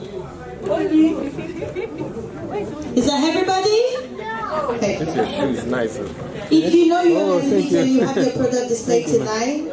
Can you be coming? Can recognize you? Yeah, we have cherry. Okay. So very quickly, because of our time, what I just want you to do is just give us your name and what your business is about. Just very quickly, 30 seconds each. 30 seconds. Do you have a business outside? Yeah. Okay, 30 seconds. Good evening, everyone. We're here representing Lovely Heritage Down Syndrome, and what we do is we give awareness about Down syndrome and disability in general, because a lot of children, most of the time, are not included, especially when they have Down syndrome or autism or anything. Like, for instance, some children go for parties and they don't get invited from their classmates because they feel they're not going to be useful at the party. So we go to schools, churches, anywhere we can, to speak to families, to parents, to children as well, to let them know that even though they have a disability, they are people like us and they're unique. Thank you. She just said it all. I'm the founder of Lovely Heritage Down Syndrome. She's the vice chair, and one of our trustees is here with us today. So she just said it all. That's all we do. Thank you very much. So my name is Maya, and I run a lovely therapy room called Maya's Giving Hands and Dance Table. And I make sure you take care of yourself on a physical, mental, emotional level, and you're keeping yourself top up. My name is Kanayo, and I run Yonel Fashion UK. I specialize in made-to-measure clothing, like what I'm wearing now, and then so many others, African clothing. I use the African fabric to make contemporary designs for both men, women, children. Hi, my name is Christina Williams. I run an online shop for covering shoes, especially for women's shoes, high heel shoes. I've actually dressed our host, Christina Mali, is wearing one of my shoes. And you can either send in your old shoes, I'll revamp them for you, or you just buy a new pair, I'll do it the same, or you order from my online shop. I'm on the store there, you can pick my card and get in touch. Good evening, my name is Toro Sultan. I'm here just basically championing the work that STAS does in the community, supporting families and individuals who are infected or affected by HIV. So if you know someone who is closely affected by HIV, we support the family, the individual.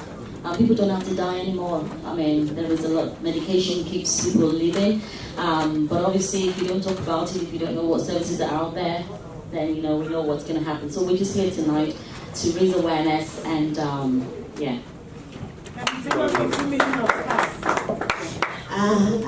My name is Elizabeth. I'm the founder of the Love and Faith Project and African Home Tradition Organization. Today I'm representing staff with my sister here.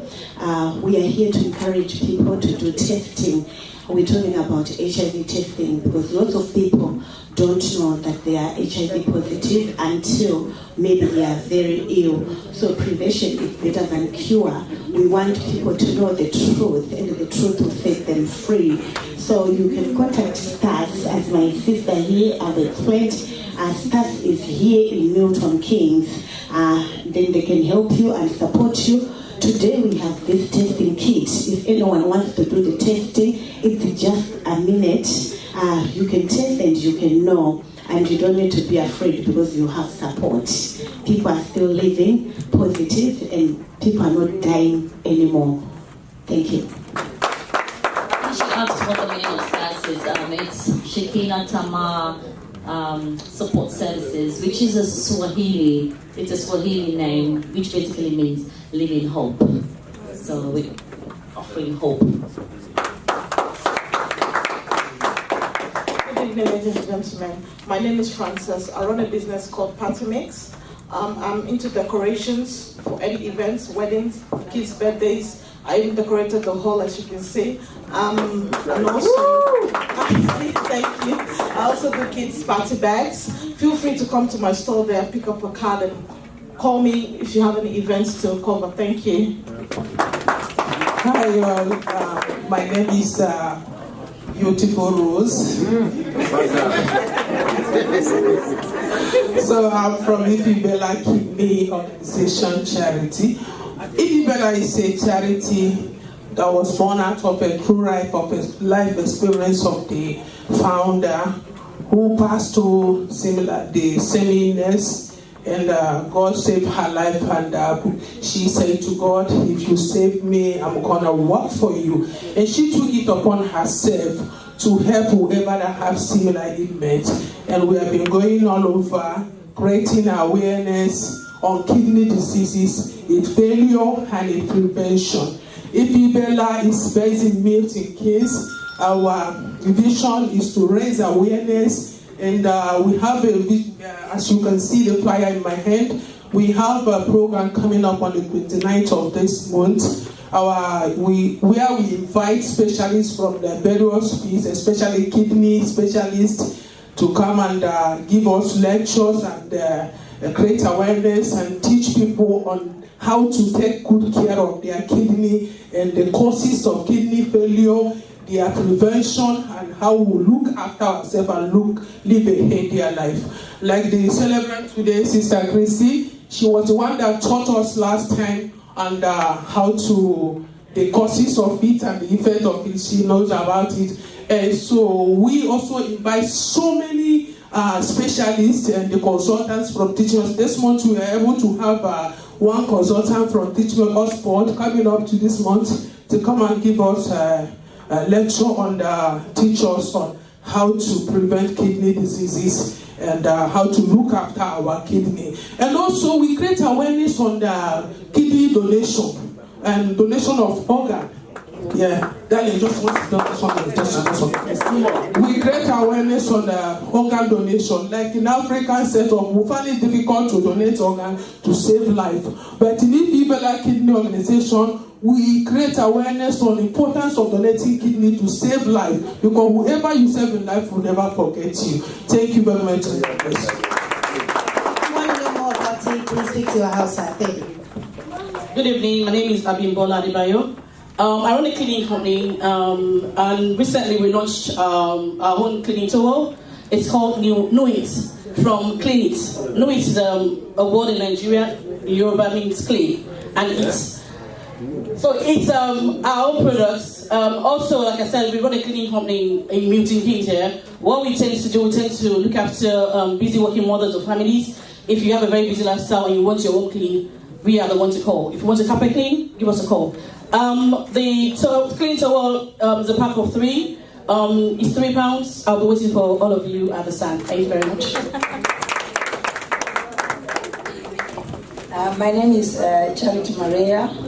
Thank you very much, Sister Christy, for inviting me. I'm a Mary Kay beauty consultant. I'm an independent sales director. What we do is we sell cosmetics for men and women directly. They are not found in shops. They are only found with the consultants. And this is a business that anybody can do. I'm a nurse by profession, but now I do Mary Kay full-time and do nursing part-time. And as you can see, Sister Christy looking beautiful today. It's all Mary Kay cosmetics. If anybody wants to know more, please come and see me outside. Thank you. Hi everyone, my name is Gloria. I came here to showcase our talent. This beautiful jewelry here is all handmade, and we can do it any color, any design that you may like. You can come and visit us at our stand. Any design you want, we can make it for you. Just coming to make these beautiful women to look more beautiful. Thank you. My name is Edward. I'm happy to be among the ladies. Unfortunately, I'm the only person here as a guy. I'm the director of Any Club. If you look at the corner there, we are trying to help our community to really come up with their products and services online. And so we hoping, if you want a website for free, contact Any Club. We are going to put you on a global market. We have different sort of activities which will promote your business and services. At the moment, we have Chami, and we also have a product which is free for hand. So Anani, share butter, feel free and grab one and see how it is. So we're trying to help our community And so I'm happy to get in touch with all of you and also advertise what you have. Thank you very much. Sorry, one more business. I'm Christy Amalu.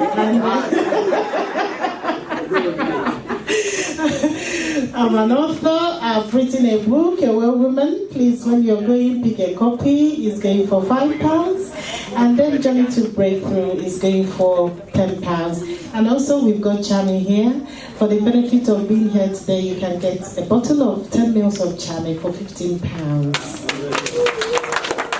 You want to know how it smells? Just come closer and smell me. Because I'm wearing Chami. So please, I'll close in about 2 minutes. Please give it up once again for all the business and all the exhibitors. If you want to find out more about them or anyone in particular that interests you, they're still going to be outside for the next 10-15 minutes. Please feel free to go to their stand and go talk to them. Thank you very much, ladies. Thank you very much. I hope I can get free products from every one of you guys. Thank you very much.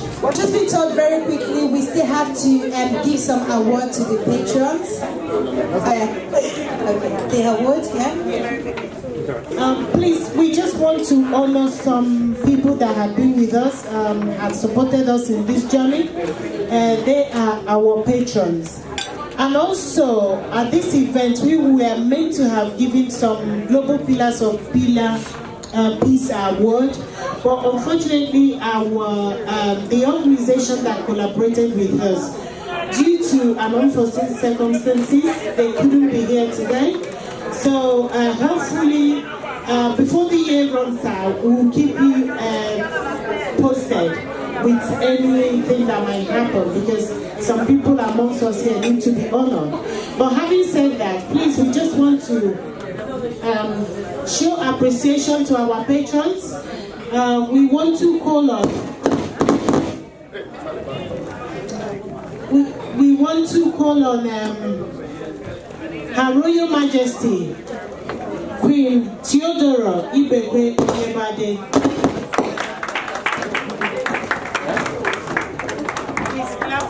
Please, let's get them there, please. Let's give them a round of applause. Come over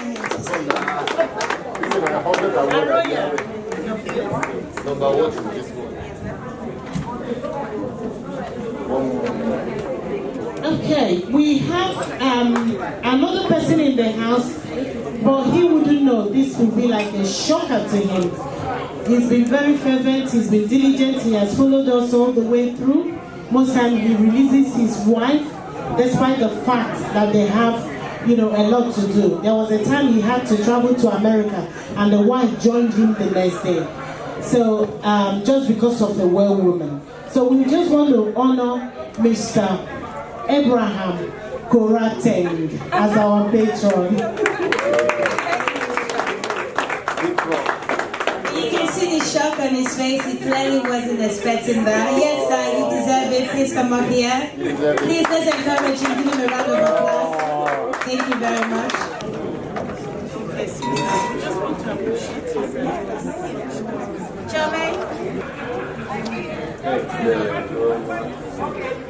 Okay, so the next one is to honor one of our patrons in the house. When I started my speech, I mentioned him. He's a motivator. He's a sharpener. He was the one that I would say even groomed me to, where I am today. And it's no other person but Reverend Ade Omotunde.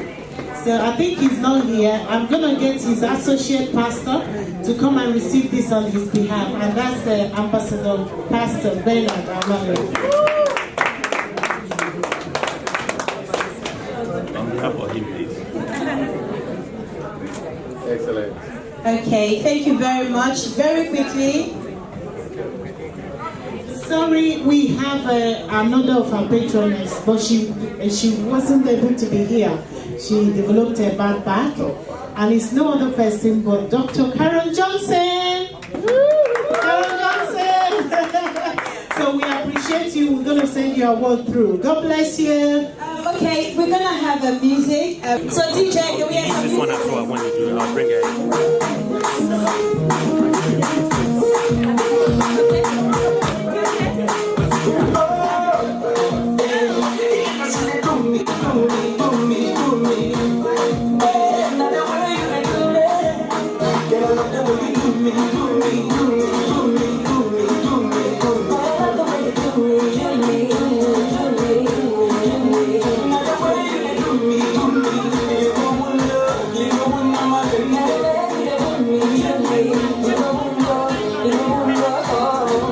step into the club now. So see how the boys them a jump down.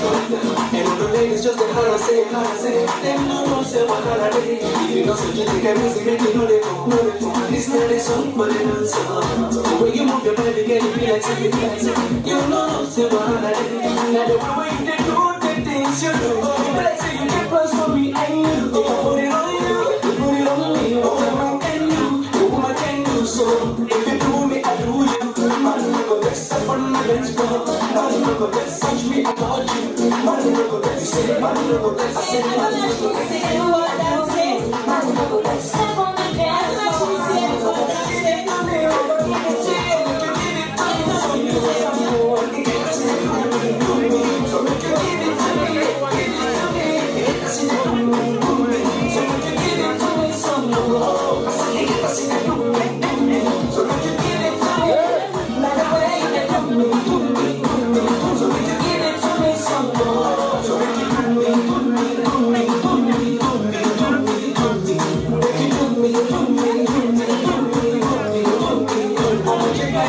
Should be somewhere they try it, making me feel like I'm grinding. Baby girl, I know so you that I need. I've got the shirt and the party on my room, strictly for me and you. We can make the things to do. So rock up the bump and move, make me cool. Oh, you know, say talk is cheap. I know you want that to roll with me. I'm not really busy by the way you sing. What a man can do, a woman can do so. If you do me, I do you. Man, no go best up on the dance floor. Man, no go best touch me, I told you. Man, no go best say, man, no go best say, man, no go best. If you do me, I do you. Man, no go best step on the dance floor. Man, no go best. You give it to me, I go give it to you. You give it to me some more, some more. You give it to me, so make you give it to me, give it to me. So make you give it to me some more. I said, you give it to me, so make you give it to me. Like the way you do me.